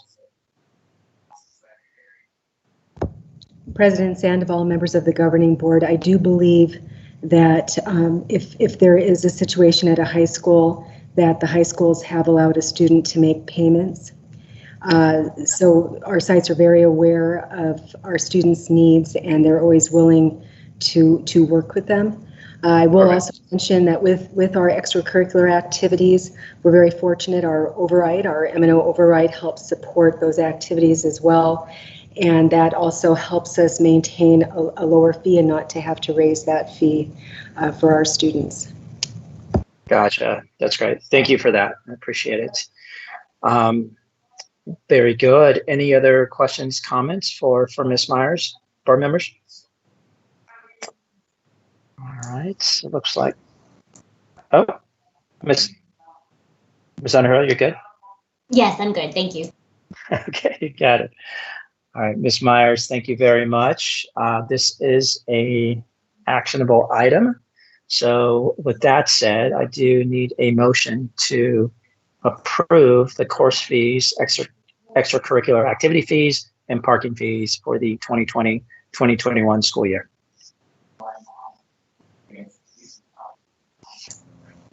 I move that we approve the course fees, extracurricular activity fees, and parking fees for the 2021 school year. I'll second that. Oh, thank you, Ms. Stone. Appreciate that. So, Ms. Contra, we have a motion by Ms. Underhill and a second by Ms. Stone. Thank you, President Sandoval. Mrs. Pingarelli? Aye. Mr. Sandoval? Yes. Mrs. Stone? Aye. Mrs. Ceja Martinez? Aye. Mrs. Underhill? Aye. Thank you. Motion passes. Thank you, Ms. Contra. All right, moving along to 12.5, first read on policy JFB, open enrollment. Dr. Reynolds. Good evening, President Sandoval, members of the board, Mrs. Pallas Thompson, cabinet, and our community who's listening in with us tonight. We bring for your consideration this evening changes to governing board policy JFB, open enrollment. Earlier this spring, we put together a team of stakeholders to review policy JFB to ensure that it was continuing to meet the needs of our community. Although COVID interrupted our face-to-face meetings, we were able to continue to meet virtually so that we could bring these recommendations to you this evening. I would first like to recognize and thank our committee made up of parents as well as school and district staff members. Each of the committee members' insights were incredibly helpful in this process and is an excellent example of how listening to each other's perspectives helps us make good decisions for our community. The committee began by reviewing our policy with 4 lenses. We started by looking at our policy, thinking about the choice that our parents have as where they send their children for their education. Next, we looked to identify any conflicts between policy and our practice. We then moved on and wanted to examine our current timeline for our open enrolling students and see if it still met the needs of our family and our schools. And then lastly, we focused on ensuring that we have a policy and we have procedures that allow schools to be efficient and provide outstanding customer service to our community. We informally identified some areas of our current policy that we felt were working well. Our committee identified that we felt that our policy was clear. We liked the priority to our in-district children, as well as feedback that our admission and readmission standards appear to be working very well. We also identified areas where the committee thought that we could improve, such as our timeline, the requirement that families must reapply for open enrollment each year, and our process for determining capacity. Through our discussion, the team focused on two significant areas for recommended changes: our timeline and the annual review. First, we are recommending that we move our timeline for families to apply for open enrollment to the fall semester from the spring semester. This will align with our process with peer districts, charter schools, and private schools. It will also afford families the opportunity to know whether they are accepted at a school prior to winter break. As you reviewed the policy, you saw that the deadline for notifying parents is just after we come back from winter break. However, the staff we had on our committee felt strongly that we would be able to notify families earlier than that. The new timeline will also allow schools to more accurately predict how many students will be attending in the upcoming year, and it will allow our Human Resources Department the opportunity to staff schools more accurately, potentially reducing the impact on our contingency staffing that we assign each year. The second change we are recommending is that families will no longer need to fill out paper forms each year to reapply for open enrollment. Rather, the process will include an annual review of the child's status. We anticipate saving tens of thousands of sheets of paper along with the staff hours that it takes to process these applications. The only continuing students who will need to fill out a form are our 8th graders who would like to attend a high school outside of their attendance area. The committee felt strongly that this was important for communication and to gather accurate data on where students are wanting to attend their 9th through 12th grade years. If you approve these changes at our next governing board meeting, we will implement a communication plan to get this information out to our community and those around us so that everyone knows what the changes are and they can adapt their plans accordingly. We will also implement a training program for our staff so that they can continue to be a resource for our parents and ensure that we align our practice to our policy. Again, I am incredibly proud of the work that this committee did, and we recommend the changes before you. As a reminder, this is the first read of the recommendations, and I can address any questions or feedback you may have. Thank you for that, Dr. Reynolds. Ms. Stone, questions, comments? So, Dr. Reynolds, was there any discussion about the policy of, well, you mentioned the policy about how we determine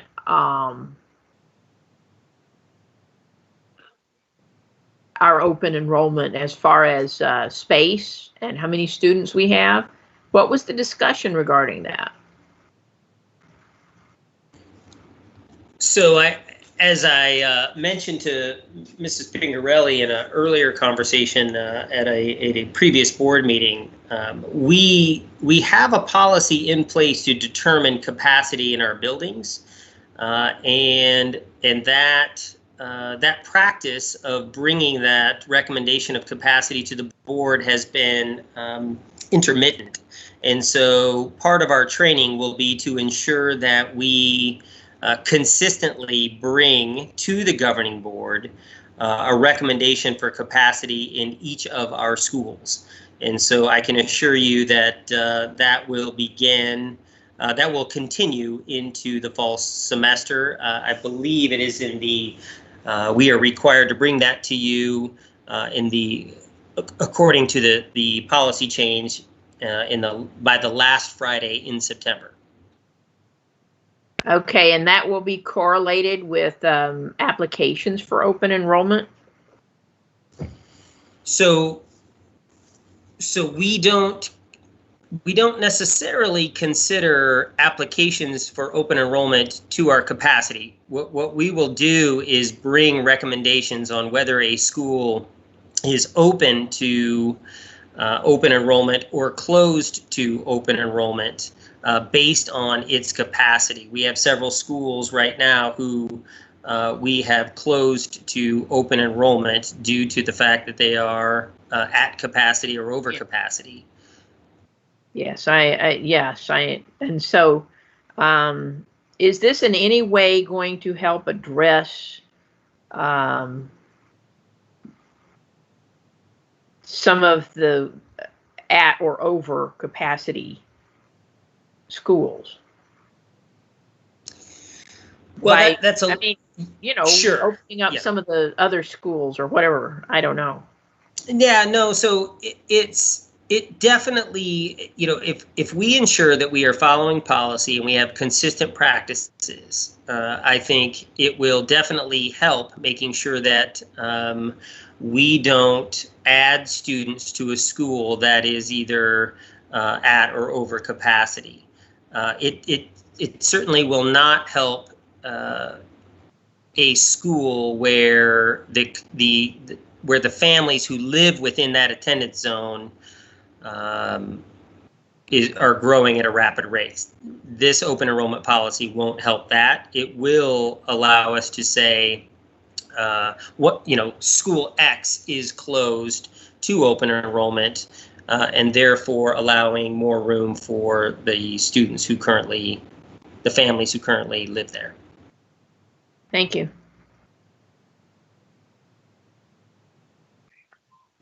Thank you, Ms. Dowling. Ms. Pingarelli. I'm sorry. Yeah, Ms. Underhill. Sorry. Okay. Yeah. So I just had one question. Maybe actually two.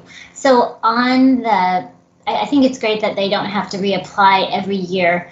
The question I have is, if in fact in reviewing that status and capacity during that fall timeframe, if we should find that we do have an influx of students that are resident, pupils, we would give notice during that same timeframe to those students on an open enrollment, since they wouldn't be, notified to reapply. Would we be contacting them and communicating somehow with them that the capacity is not allowing for them to continue, or how would that work? Thank you for that question. That policy, that part of our policy has not changed, and so families are required to be notified in April. I believe it's April, whether or not they will be their open enrollment will be honored for the continuing year. Okay, I was just curious if we're determining, the status of capacity in the fall, if we would be able to notify them. I mean, is that, maybe that just doesn't happen, I don't know, but I was just curious if say typically every fall I have to reapply, so I know, or every February, so I know that I need to reapply for open enrollment, but now I don't have to do that anymore. Is there any way that, I would be notified if in fact I'm not going to be able to go there because the capacity has been reached, or if that just wouldn't happen? Oh, no, yes. I understand what you're asking. Yeah, of course. We work as the process that we will begin to implement as we determine that capacity. So if you're a student who already attends a school, you are considered part of that population. And if certainly if when we determine the capacity in by that last Friday in September, if we determine that that the capacity is over, we would start notifying families immediately if we did not have room for them to come back for the upcoming school year. Okay, great. Yeah, I just wanted to make sure, that we're communicating, because I know that just having been a teacher, it was kind of like that time when we sent out the reapplication was like when everybody was like, oh God, I got to do this, So I just want to make sure that, yeah, we are communicating that. Thank you. And I do believe that by moving this timeline into the October-November timeframe, it will allow families that information much sooner than in the past. No, I agree. I think that's great. Thank you. Thank you, Ms. Underhill. Ms. Pingarelli? Oh, thank you. I just had a couple of questions. Dr. Reynolds, could you explain overcapacity at a school site? Yeah, that's a complicated question. Thank you for asking that. It is, yeah. So what we do when we determine capacity, right? As you have seen from our utilization studies that we have asked to be done over the last year. So we take numbers from that we get from those studies. We look at our demographics demographic study that we ask for each year, and we do our best to predict what how many seats, how many students can a school serve.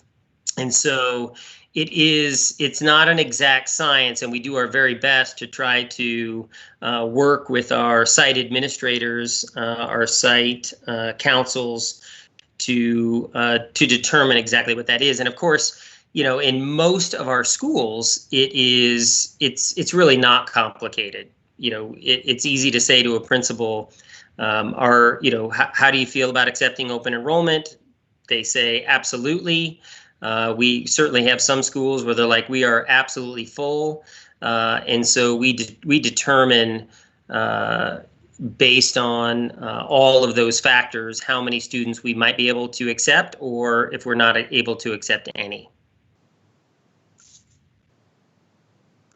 All right, thank you. Let's see, you had you said that the administration, or it's recommended that site administration is needing to be trained. So I guess that means that the principals aren't determining overcapacity equally from site to site. Well, no, the training that I was referring to would be based on the changes that we would be making in our governing board policy, along with just refreshing the training for the policy that's not changing. We, as administrators, would bring a recommendation to you, the governing board, on capacity. So in that last, I believe it's that last Friday in September, by that last Friday in September. So at a governing board at a governing board meeting in September, we would bring to you those recommended capacities for you to make that decision. Okay, I know in the policy it says that the governing board shall make the final determination of excess capacity. And you had said that this has been done kind of intermittent. So I just want to be clear, are you saying that administration has not been following the policy? Well, what I would tell you is, as I dove into this policy with the committee, we did not bring to you we did not bring to you for your approval the capacity this fall. I can't speak to anything prior to that. Okay. Thank you very much. Thank you. Thank you, Ms. Fingrelli. Ms. Sayo Martinez. Thank you very much, and Dr. Reynolds for all this work and the committee as we engage. This has always been, as far as I've been on the board, a hot topic of, servicing our students first. So I appreciate first and foremost that you've highlighted that our in-district students do get priority in this current environment. Also highlighting that parent involvement. So I'll start there. I know you mentioned community members. What school sites from the parent list were involved on the committee? Oh, that's a great question. I did not put that in the presentation, and due to my relatively new arrival at the district, I can't speak specifically to where those parents represent. I can tell you that we reached out to parents who had expressed interest in open enrollment and wanted to be involved in that committee, and that's how those parents arrived on to do that work. Thank you very much. I appreciate you highlighting that, because first, when we take a look at the board's initiative and focus on creating inclusive environments, we had started the list of submit a form at any point. Can you sit on a committee, which you could, I know that was specifically used for the board committees. But looking at the list, I do know a few of the parents, and they are, for lack of a better term, not representative of our community, of our full state community. Half of our students are students of color, and I would like you to still challenge yourself to make sure you are capturing that diverse voice. In regards to highlighting efficiencies as we continue to move forward together, I 100 applaud all of you of looking at costs in regards to how we notify parents, being electronic in the new age. So kudos to all of you that I can see financial impact as a positive in that space. And then ultimately what the board is responsible for is accepting and changing policy. And I will lead to my famous superintendent's words is, what problem did you define and how is this policy going to solve it? And the first thing that comes to mind is the facilities utilization report. And we all in a board meeting agreed that the methodologies approved by that report identified how we quantify what utilization is on each of our campuses. And so when this policy, as we do the first read, how is this policy supporting that utilization in regards of a quantitative data? So is your goal to have each school site be at 80% capacity and then approve variances, 90% capacity, and then does that make sense? Help me through, I'm talking out loud. It absolutely does. So let me first address your comment about the representation on the committee, and I absolutely appreciate that. And we are going to continue to improve in that area, as well as you'll notice that on this committee there are no student voices. And so as we move towards the future, that is a voice that we need to continue to tap into and to honor, and that is certainly a commitment of mine, and I know Mrs. Pallas Thompson. So thank you for bringing that to our attention. When you talk about what is our goal when it comes to open enrollment, our goal is to do our very best to get students into the schools where they go. We live in a state that honors choice, and we are members of a school district that honors that as well. And so it is not a hard set number when it comes to open enrollment.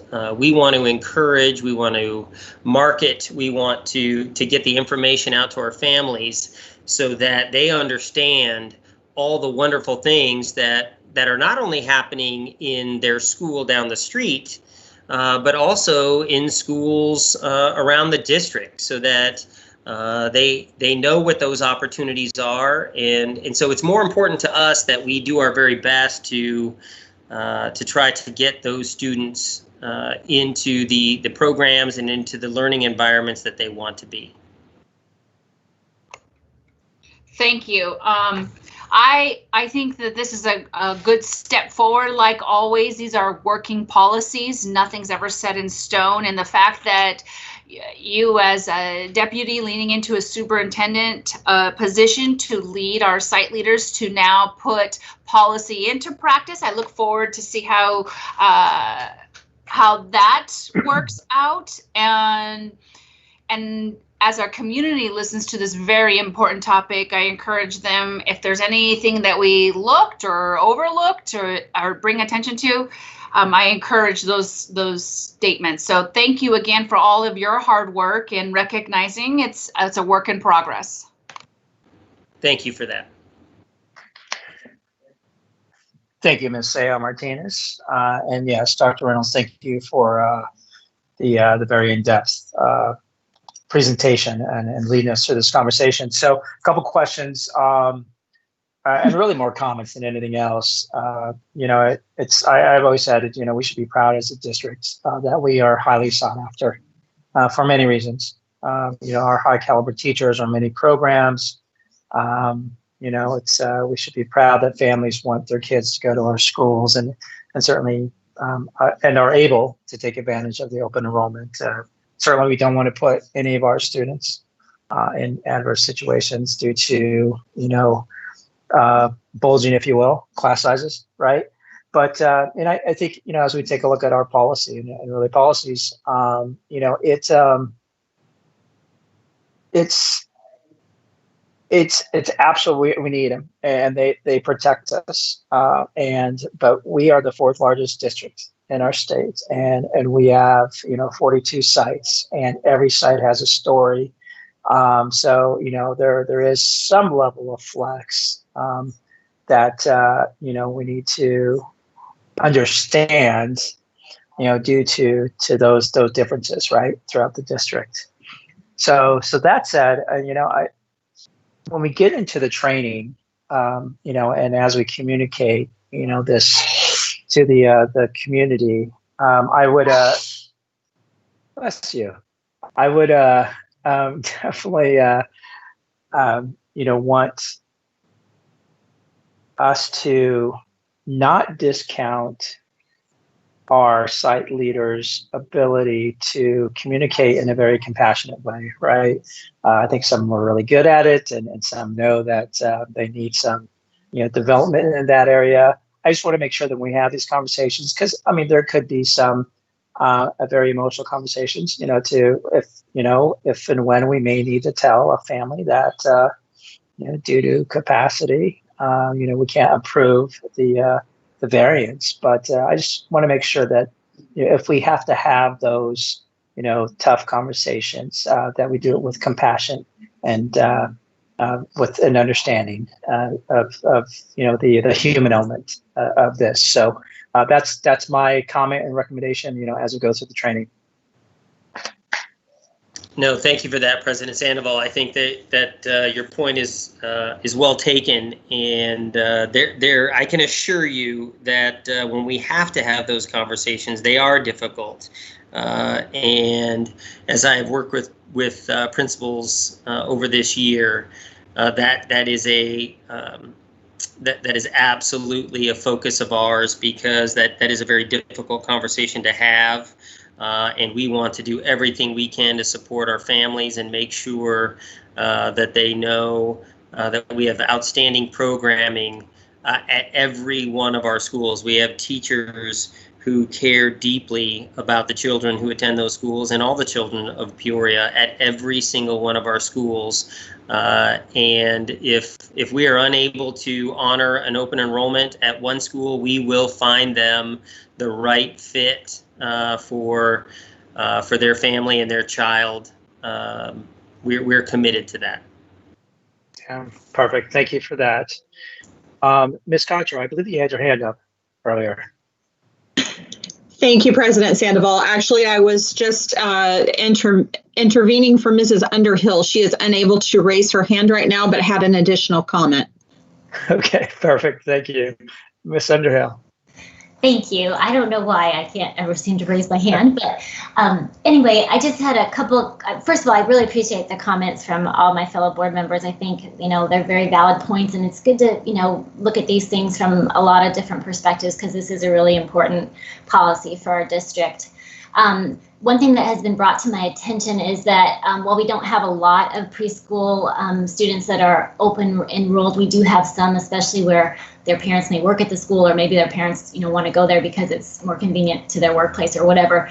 But the thought was that perhaps we should make sure to include in the policy, like we have for the 8th graders, that if the preschoolers are wishing to attend, kindergarten at that school, that they would also need to apply for that open enrollment, into kindergarten if they are out of the area. So that might just be another piece to add to the policy. And of course, we really want those children to come to our district if they're able as well. And then the other just little question I had is actually on the policy as it's written on the 3rd page. And this kind of talks about, just like you were talking about, training and transparency a little bit, but it talks about how if, the school, if their capacity is not sufficient to enroll all students who apply, that the school shall enroll students through a random selection process adopted by regulation of the superintendent or designee. So I just wanted to make sure, that process, whatever that might be, we would like, it seems like we want to make sure that we can identify what that process is. So I just wanted to put those things out there. Thank you. Thank you for that, Ms. Underhill. And of course, yes, you're absolutely right. That is that is an important aspect of the policy, and we want to make sure that that we implement it with fidelity and we do it in a very fair and transparent way. Great. And did the piece about the preschool students make sense as well? Of course, yes. We're as you are talking, I can only imagine that Miss Airy is at her computer nodding her head that absolutely we need to ensure that our preschool students, certainly who attend programming within our schools and preschool students across the city, across whoever, we absolutely need to market to them and make sure that they know all the wonderful programming that exists both in their neighborhood as well as if they are wanting to open enroll from out of district or from their neighborhood into another. And so that will always be a priority of ours. Great. Thank you for that. Thank you, Ms. Underhill. And then one last comment, Dr. Reynolds, and this is just to reiterate what Ms. Saya Martinez stated around having diverse lenses in this conversation. When I talked about, our varied sites and each one having a story, that is, one of the, in my mind, certainly one of the main reasons why there is a need to have, again, different perspectives and lenses in this dialogue, just surely as a result of those varied stories throughout the district. Okay.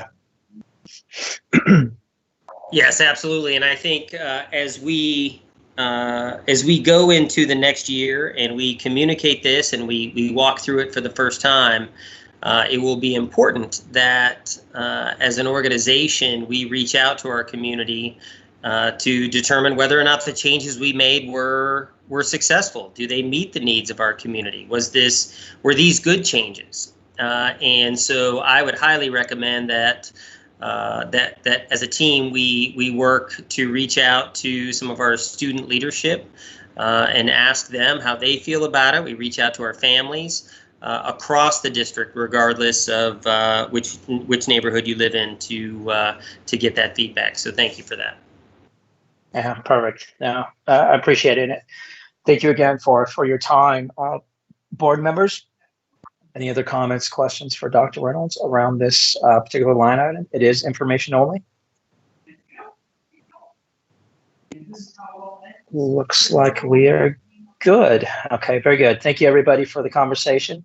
Moving on to 12.6, COVID-19 update. Ms. Contra, I believe we have a public comment tied to this line item. Thank you, President Sandoval. Yes, we do have actually two public comments tied to 12.6. The first is from Jill Melarani. Good evening, President Sandoval, members of the Governing Board, and Superintendent Pallas Thompson. My name is Jill Melarani. I am a parent of 4 past and present PUSD students. I would like to thank you all for the decisions you have made thus far in light of the COVID pandemic. I truly appreciate your fast responses and the resources that you have put in place to continue our children's education during this temporary time in our lives. I would like to offer another perspective regarding opening schools. While completing the survey, I felt as though a potential offering from the district may be an opt-in, opt-out option for parents who are ready to send their children back versus those who are not. While flexibility seems like a good option, it is important to give a definitive answer to parents rather than force a disagreement within their own households.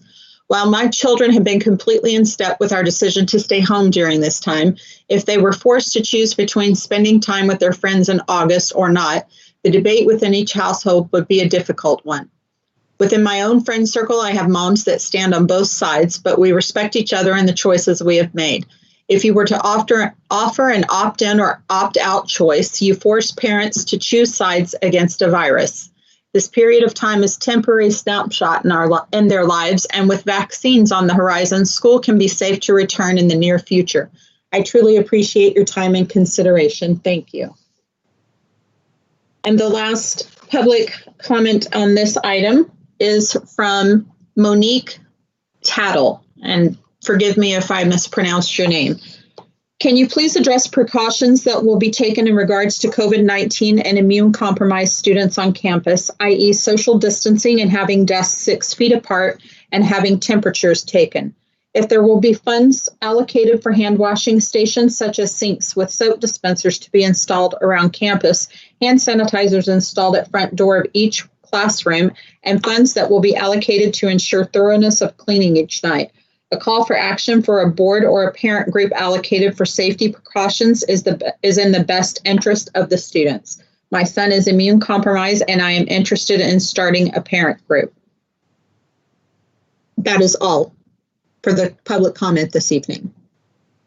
Perfect. Thank you for that. And I like it. I will go on a limb and state that we are absolutely, if we aren't already doing so now, but we have a parental involvement in our discussions around opening schools. But Ms. Pallas Thompson, leadership there again, if we can make sure that we reach out to both of these individuals. Thank you for the comments, answer the questions that they may have that may not be answered in the COVID-19 updates. I think we should take the parent who recommended the parent group up on her offer and see where we can leverage her engagement and her passion on making sure that our students begin school in a safe fashion. So if we can make sure that we respond to them, that'd be great. Great. Mr. Duguid might include them on the committee. Perfect. Thank you for that. All right. That said, I believe we have Dr. Reynolds giving the update. Yeah, thank you again. Good evening, everyone. Just to quickly address the public comment, tonight we are not going to get into that level of detail. We'll share with you our plan to communicate with not only the community, obviously, but with the governing board But we really appreciate the comments, and we'll add that into our updates as we move into July. In our update tonight, we are going to share with you results from the survey that we sent to our district stakeholders, asking for feedback on how we did supporting our students and our families during the spring, and our graduation survey. We are also going to begin to share with our community the plan for opening schools in the fall. I want to first thank our community members who have reached out with questions and feedback regarding our plan to address the challenges of COVID. As we have shared tonight and over the many months, we are at our best when we work together. And it is important that our community understand that we are not only encourage your feedback, but we absolutely need it. I also want to acknowledge the patience of our community, our parents, our students, and our staff, the patience that they are showing during this planning process.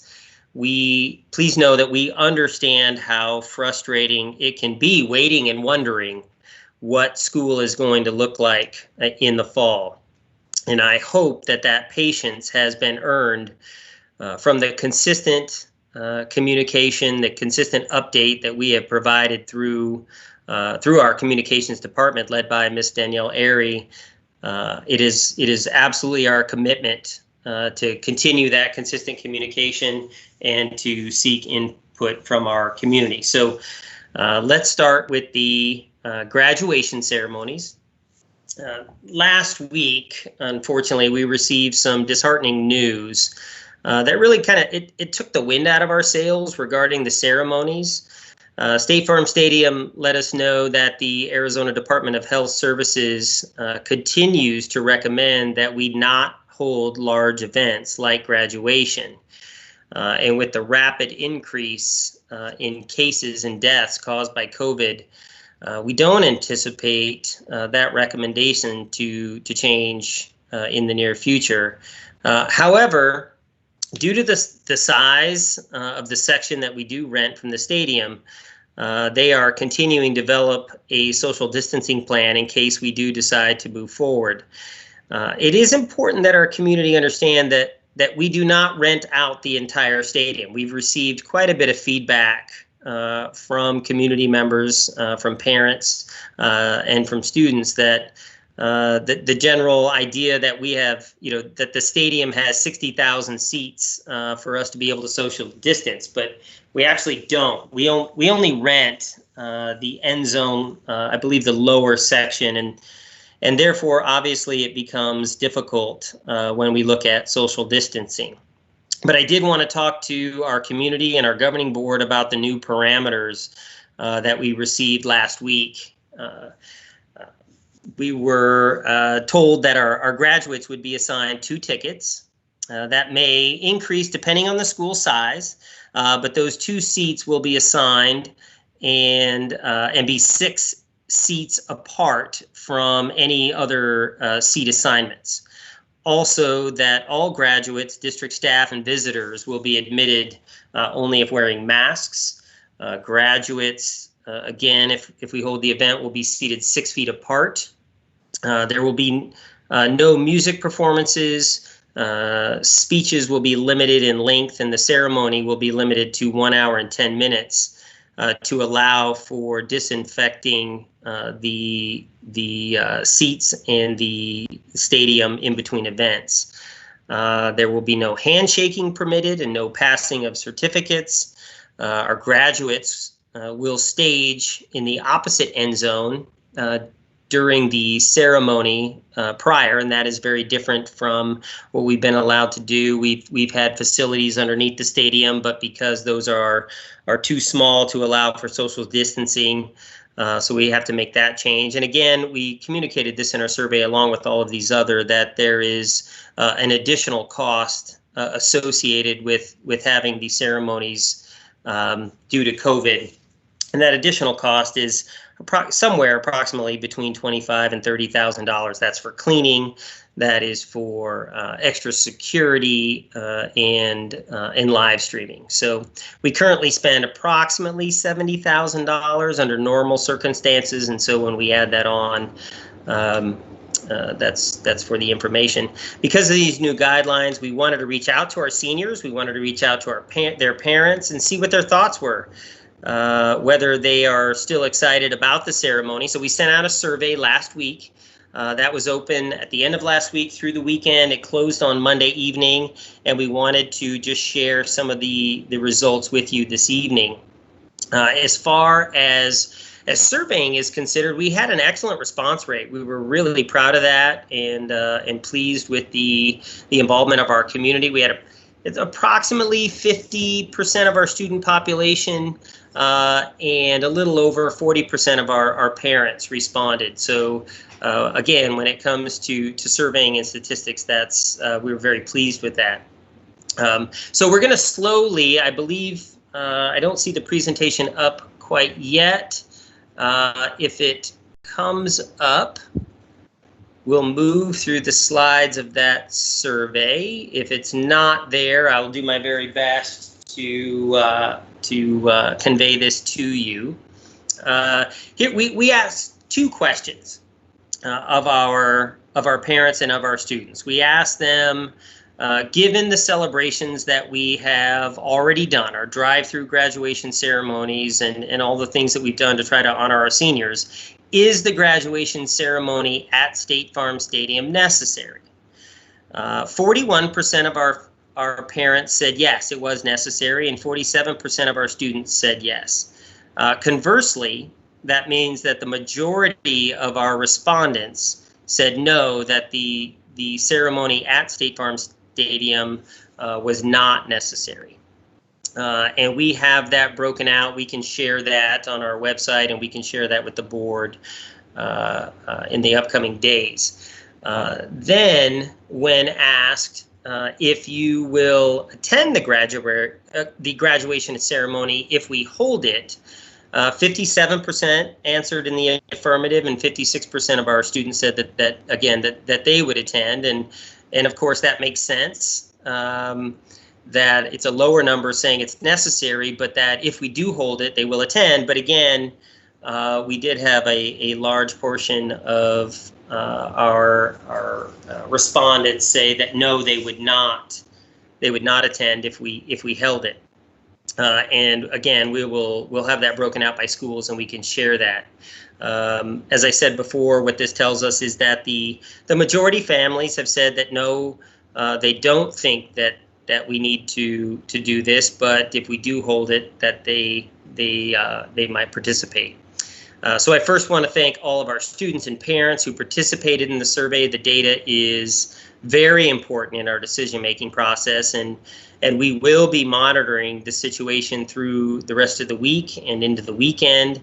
But we do need to make a final decision on whether to proceed with the ceremony early next week, and of course, we will be communicating that decision to our community as we monitor the uptick in the COVID cases. I would like to move on to the opening of schools for the fall. Tonight we have Mr. Sean Duguid, Chief Operations, Safety, and Risk Management Officer with us to share the work that the task force has done to date. Our current thinking is that we are going to begin presenting specifics of our plan to the governing board tonight. We will expand on those specifics as our task force continues to plan, and that will build in our next meeting in June. And then it's important that our community know that we have a study session of the governing board scheduled for July 1st, where our governing board will hear from our subcommittee leads and our department leadership. And after all that, we will take the feedback that we receive from our community, from the governing board, and our goal is to present a final plan at our July 9th governing board meeting. And with that, I will turn it over to Mr. Sean Duguid. Well, thank you, Dr. Reynolds. Good evening, President Sandoval, members of the governing board, and Mrs. Pallas Thompson. Certainly appreciate the opportunity to present an update on behalf of our task force and our school reopening plans. The first update will include highlights of our survey data that has and will continue to help guide our decisions moving forward. We too were excited with this survey with the number of response from our community, staff, and students, as we had almost 9,000 parents, more than 1,600 teachers and administrators, nearly 2,400 students, and more than 860 of our classified employees participate in the survey. Board members, you have a copy of the survey results for your review under this line item number, but I will highlight a few. In response to the statement in general, the at-home educational experience has been successful. There was a mixed response to this statement from our parents, teachers, and staffs. Students had the highest favorable response to this item. The next statement to highlight is, my child's teacher was accessible to answer questions and provide feedback. This question had a very similar response from each of our groups, ranging from the low 70s to the low 80s, who agreed or strongly agreed with that statement.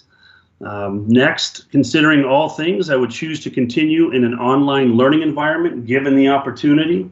The responses of each of our groups mirrored what we have seen as we've watched what's happened over the course of other in the state, in other districts, in communicating with those districts, seem to be coming back to in the low 20th percentile, 20 to 25%, which was the same for us. At about 22% of our parents responded that they would choose to stay in an online learning environment. In response to this statement, I have adequate and consistent access to technology. Those responses varied from the high 60th percentiles to our students responding at 94% who agreed or strongly agreed with it. The last statement that I'd like to highlight this evening is, if we are on a non-traditional schedule, daycare is a major issue. The range of this question in the survey was from 20 to 36% who were in agreement, either agreed or strongly agreed with that statement. This data shows us that our focus needs to be on accountability across the board. It also gives us direction to ensure that we have an online model in place for our kindergarten through 12th grade students, while doing our best to ensure families have access to technology and a wireless network.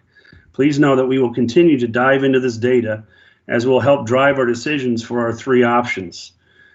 This leads us into the work our task force has been working on for the past 2+ months. I would certainly like to thank the original 15 members of the task force who have headed their respective areas. Their tireless work is commendable, as they have created additional subcommittees to work through hundreds, if not thousands, of logistical possibilities. The number of people that are working on this committee has truly expanded over the time, over the course of the last, as I said, 2+ months. I'm truly honored to work with such a dedicated group of colleagues. That said, we are working on 3 different scenarios for our return to school while keeping our students' best interests at heart. The first scenario is our students returning as we left before spring break, with many safety components in place, such as additional cleaning throughout the day, proper physical distancing as feasible, incorporating hand washing and hand sanitizer protocols, and many other increased safety and preventative measures. The second scenario is coming back as we left in May, completely online. Currently, we are able to offer online classes in grades 9 through 12, but we have applied with the Arizona Department of Education for our Arizona Online Instruction Certification, which would allow us to serve our kindergarten through 8th grade students in this capacity. As mentioned previously, our committee realizes that accountability for our students and teachers is key for student learning to be accomplished. Our curriculum and instruction department is working with a group of teachers to accomplish this goal. Please know that those folks have probably more subcommittees across this task force than any other, and are doing a wonderful job in readying us for our return to school. We also recognize that this model may need to be used in conjunction with another. The third scenario is a hybrid model. Currently, the task force, alongside our site administrators, is working on an AABB model. Simply explained, this model would split the students at each site in half, with A students attending school on set days and B students attending on 2 other days. The day in between would be utilized for online learning for students, while the teachers would use this day to prep their in-person lessons as well as students' virtual learning. This will allow for deep cleaning and disinfecting of all of our sites between the A and B groups. Looking forward, we will be discussing, we'll be focusing on specifics for each of these options, and I look forward to bringing them to you at our next governing board meeting. Please know that the goal of this task force over the course of the time that we have been together is to come out better and safer on the other side of this pandemic for our students, staff, and our community. And I stand for any questions that you may have. Mr. Duguid, Dr. Reynolds, thank you both for this update. Board members, Ms. Dunn. Well, I'd like to say thanks for the update, and it looks like exciting possibilities and a ton of hard work. So yeah, thanks to everybody, all the committees and subcommittees and volunteer people giving their knowledge and interest. And it looks, you know, to me, sometimes it looks like all this stuff would be almost impossible, but we have so many good people working on it, and we'll just have to see what happens with the spike or whatever's going on, and we'll see. But thank you, Dr. Duguid. Thank you, Mrs. Doan. Thank you, Ms. Doan. Ms. Underhill. Yes, thank you very much, Mr. Duguid, for the update, and just to the whole team, because it's some very, very difficult work, I'm sure, and you still have the, you know, that unknown out there trying to figure that out. Of course, I have lots of questions, like I'm sure many parents do, but I also recognize that we're still in the process of trying to figure out a plan, and so I'm gonna, you know, kind of hold on to that. I did submit some, you know, earlier this week, just general questions, and part of my questions are around the guidance from the state, which truly was, you know, positioned as guidance, leaving a lot of the liability obviously in the hands of the local LEA. So I know that's going to be a challenge, but I do look forward to the plans that you're putting together, and also to getting a little more clarification on, you know, if we put into place waivers and that kind of a thing, you know, what we're looking at from a liability standpoint and those kinds of things. And I do continue to receive feedback from families in the communities, and I will do my best to forward that on to you guys as well. But I appreciate all of your work, and I know that, you know, our students and staff and the safety of our community is your #1 priority, and that includes social emotional status. And I know that a lot of parents are, you know, communicating about that aspect of their students' engagement in school. So appreciate you taking all of that into consideration and the hard work that you're doing. Thank you. Certainly will, Mrs. Underhill. Thank you. Thank you, Ms. Underhill. Ms. Pingerelli? Yeah, I have a question in regards to graduation. In terms of any liability, does the district take on liability, or does State Farm Stadium take on liability if we have any issues with you know, the graduation when people come together? So that's just my question. Thank you for that question, Ms. Pingerelli. Of course, any event we hold by our, you know, in our own facility or in tandem with one of our community partners, we do accept liability. It is and how that liability is determined, if, you know, if there is if something happens, is based on our due diligence, is based on all the things that we put into place. But certainly we accept a certain level of liability in any event that we host. Thank you very much, and thank you, Mr. Duguid. Thank you, Mrs. Pingerelli. Ms. Sayo Martinez. I I'm here. Thank you, President Sandoval.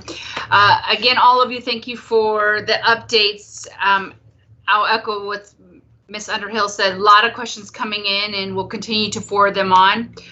Couple of things I wanted to highlight in regards to the graduation ceremony. Dr. Reynolds, are we having to make the decision, the board? Are you presenting it and we have to vote, or what's the end result? Who's making the decision, and how is it communicated?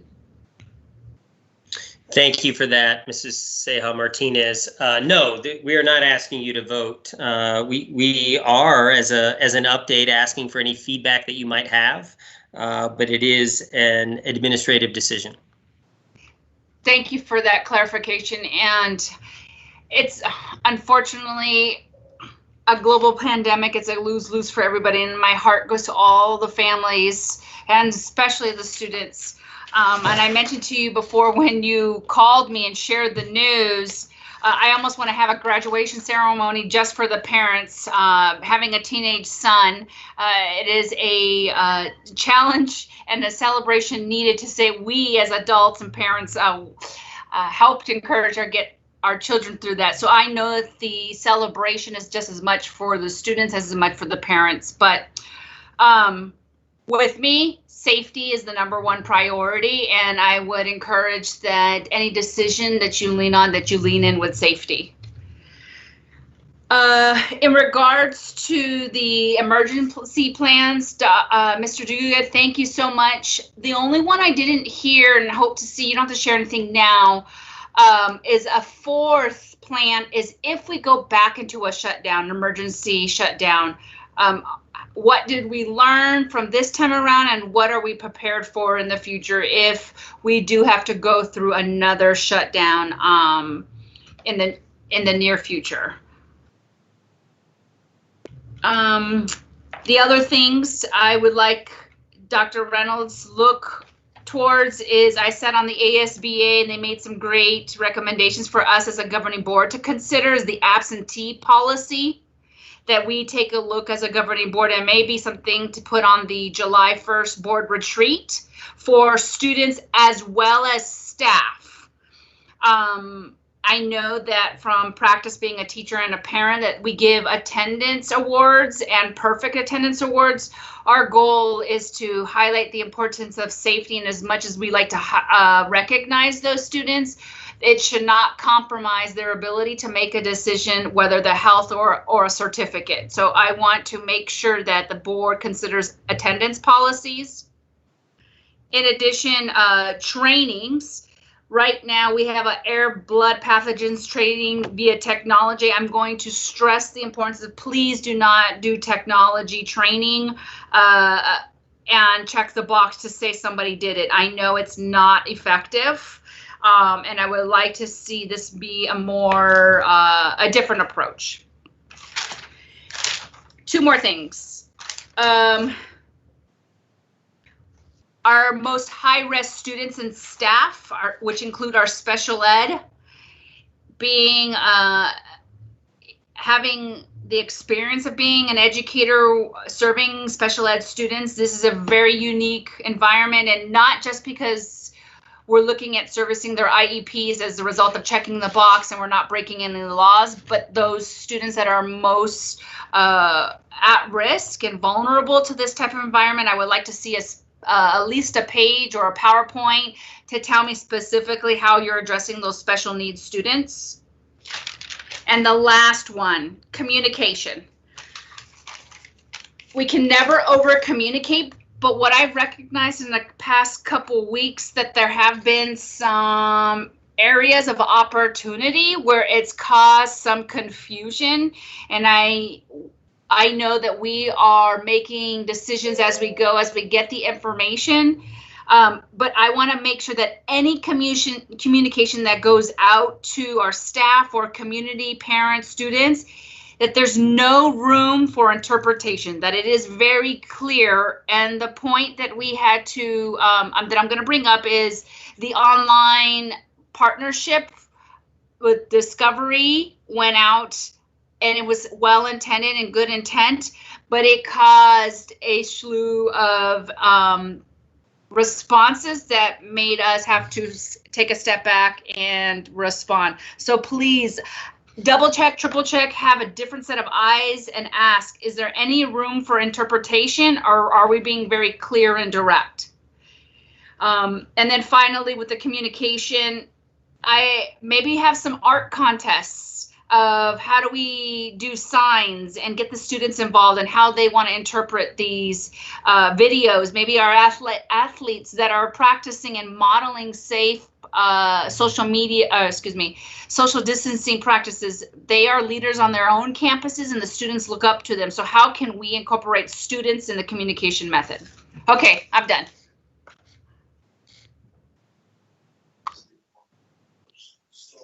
Thank you, Ms. Martinez, for that.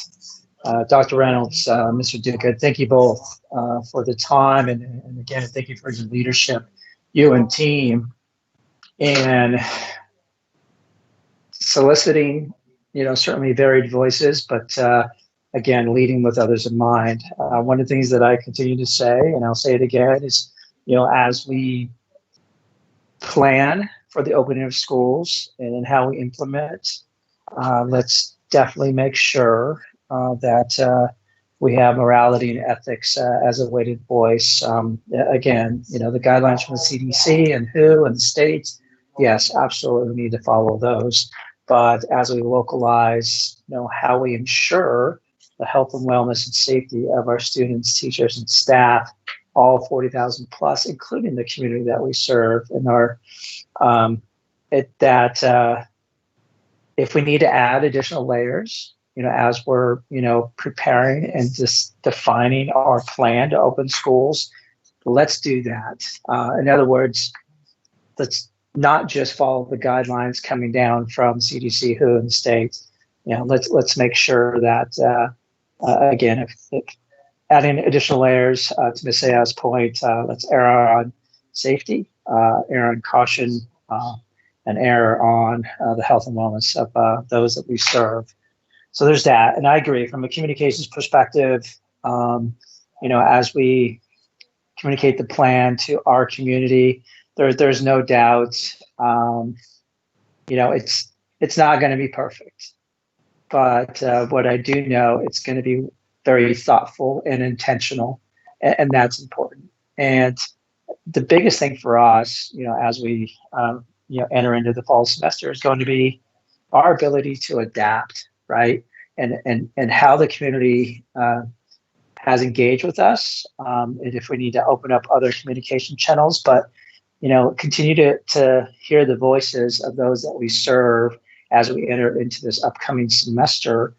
So there may be some things that we're not thinking of, and being able to adapt, to those those other voices and lenses, if you will. So our ability to adapt as the data dictates, or as the scenarios dictate, is certainly going to be critical.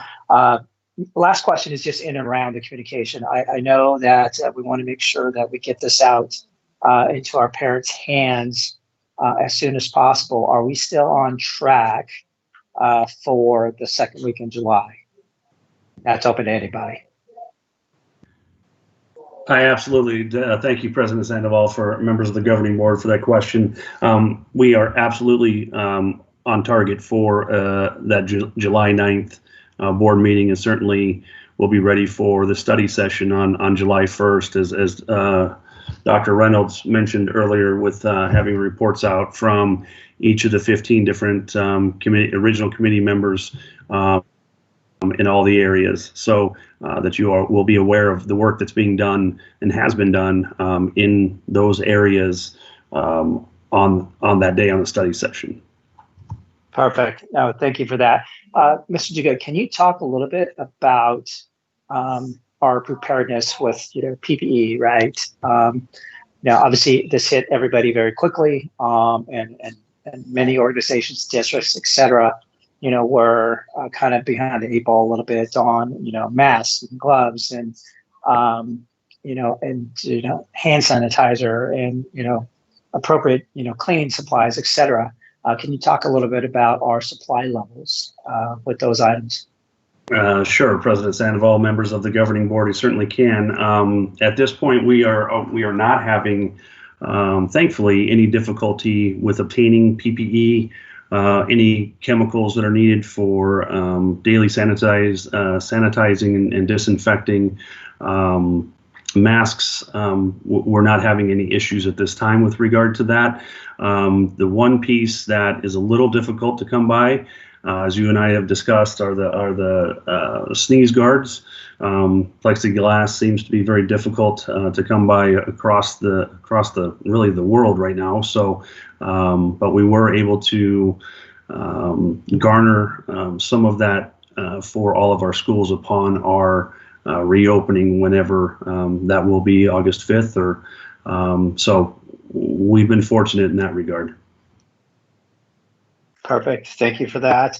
To Ms. Pigarelli's point around graduation and our liability, and Dr. Reynolds, you're absolutely right. There's no doubt if this is a district-driven, sanctioned activity, we are absolutely liable for our students, teachers, staff, their parents, etc. As we take a look at the feedback on the surveys, and it's kind of a 50% yes and 50% no, roughly, right? There again, as we make a final decision as to whether or not graduation makes sense, again, let's err on the health and wellness and safety of our all individuals that we serve and that we're responsible for. Yes, it may be a tough conversation, that we would have with others who would like to have graduation, but I think they would certainly understand and appreciate the fact that our goal, and in this case, our just cause in this case, is to ensure the health and wellness of all the individuals that put their faith in us to take care of their kids, their students, our youth, and then two, not putting any individual's health and wellness in a compromising position.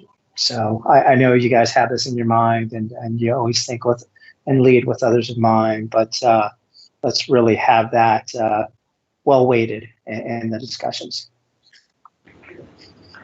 So that said, thank you both very much for the updates. I'm certainly looking forward to more discussions and details come, I believe, July 1, if I'm not mistaken. So that said, any other questions, comments for Dr. Reynolds or Mr. Duguid, board members? I don't see any hands up. Corey. President Sandoval, one comment I just wanted to make was that obviously the impending changes are going to impact our budget, and I think that we just need to recognize that as our legislators come back, that we need to make sure that we're monitoring that situation and looking at what we're doing as far as state funding for the schools in light of the COVID pandemic. So I just want to make sure that I know that Mrs. Myers will likely highlight that, but just wanted to put that out there. Thank you. Yeah, Ms. Underhill, thank you for that. That's a great point. And Ms. Myers, there's no doubt that you have a very steep, and tall mountain to climb, and a lot of dynamics there. So again, Ms. Underhill, thank you for that. So that said, no other questions, comments.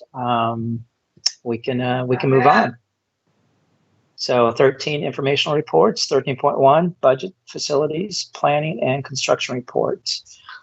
These reports can be found on the district's website. Going on to 13.2, district budget report for the month of April 2020. And if I'm going too fast, please just let me know. I know we typically kind of show these like in a very brief way, but 13.3, report on upcoming meetings and events. Ms. Harry, anything to report there? Good evening, President Sandoval, members of the board, Mrs. Pallas Thompson. Just one note that you'll see on there, the disclaimer that Mrs. Contra has added at the bottom of the sheet there for you.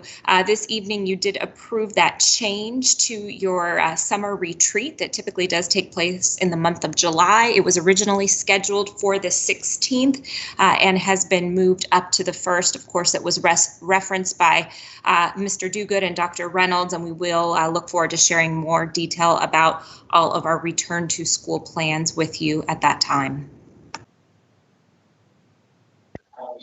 Perfect. Thank you for that. Board members, anything that you'd like to add to this particular line? Oh, don't see any hands. All right. Moving on to 13.4, local and state legislative updates. Ms. Myers. Thank you, President Sandoval, members of the governing board, Mrs. Pallas Thompson. I do not have an update or report this evening. Thank you. Thank you. All right. Section 14, other business. 14.1, board member opportunity to readdress agenda items. Ms. Stone?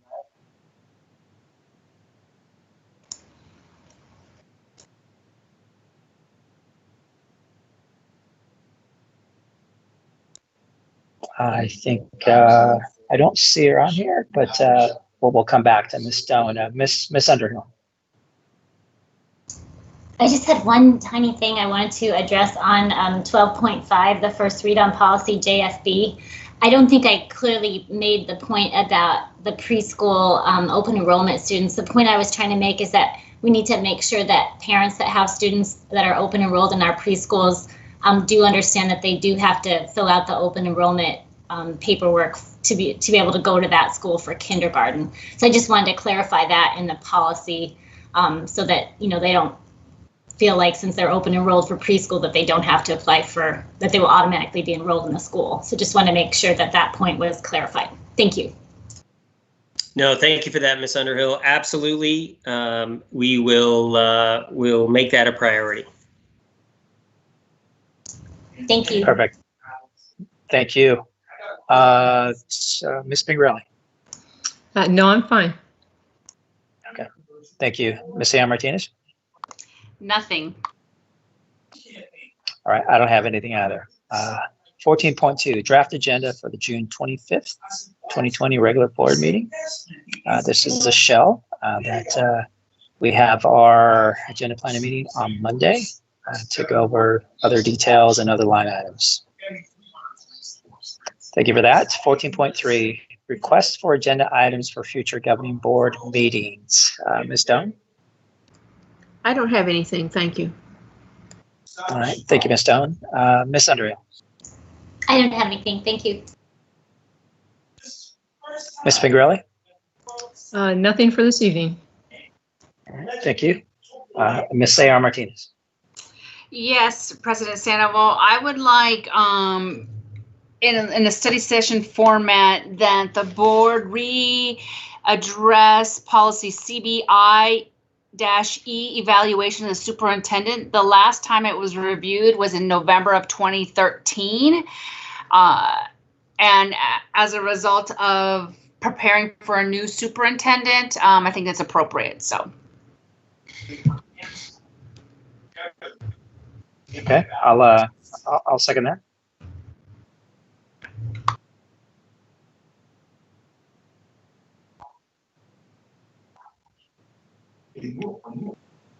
All right, and I do not have any items for a future governing board meeting this evening. So with that said, we can move on to 15.1.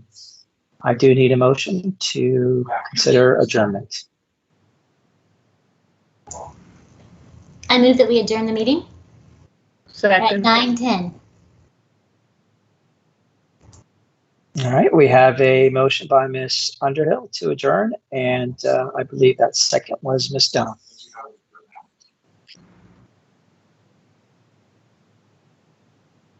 Ms. Contra, if you can lead us through a voice vote, that'd be great. Thank you, President Sandoval. Motion to adjourn at 9:10 by Mrs. Underhill, second by Mrs. Doan. Mrs. Pingarelli. Aye. Mr. Sandoval. Yes. Mrs. Doan. Aye. Mrs. Ceja Martinez, Aye. Mrs. Underhill. Aye. Thank you. Motion passes. All right, very good. Thank you, everybody, for your time and staying with us. Have a great evening, and we'll talk soon. Thank you. Thank Good you. night. Good night. Good night. Good night, all. Good night. Thank you.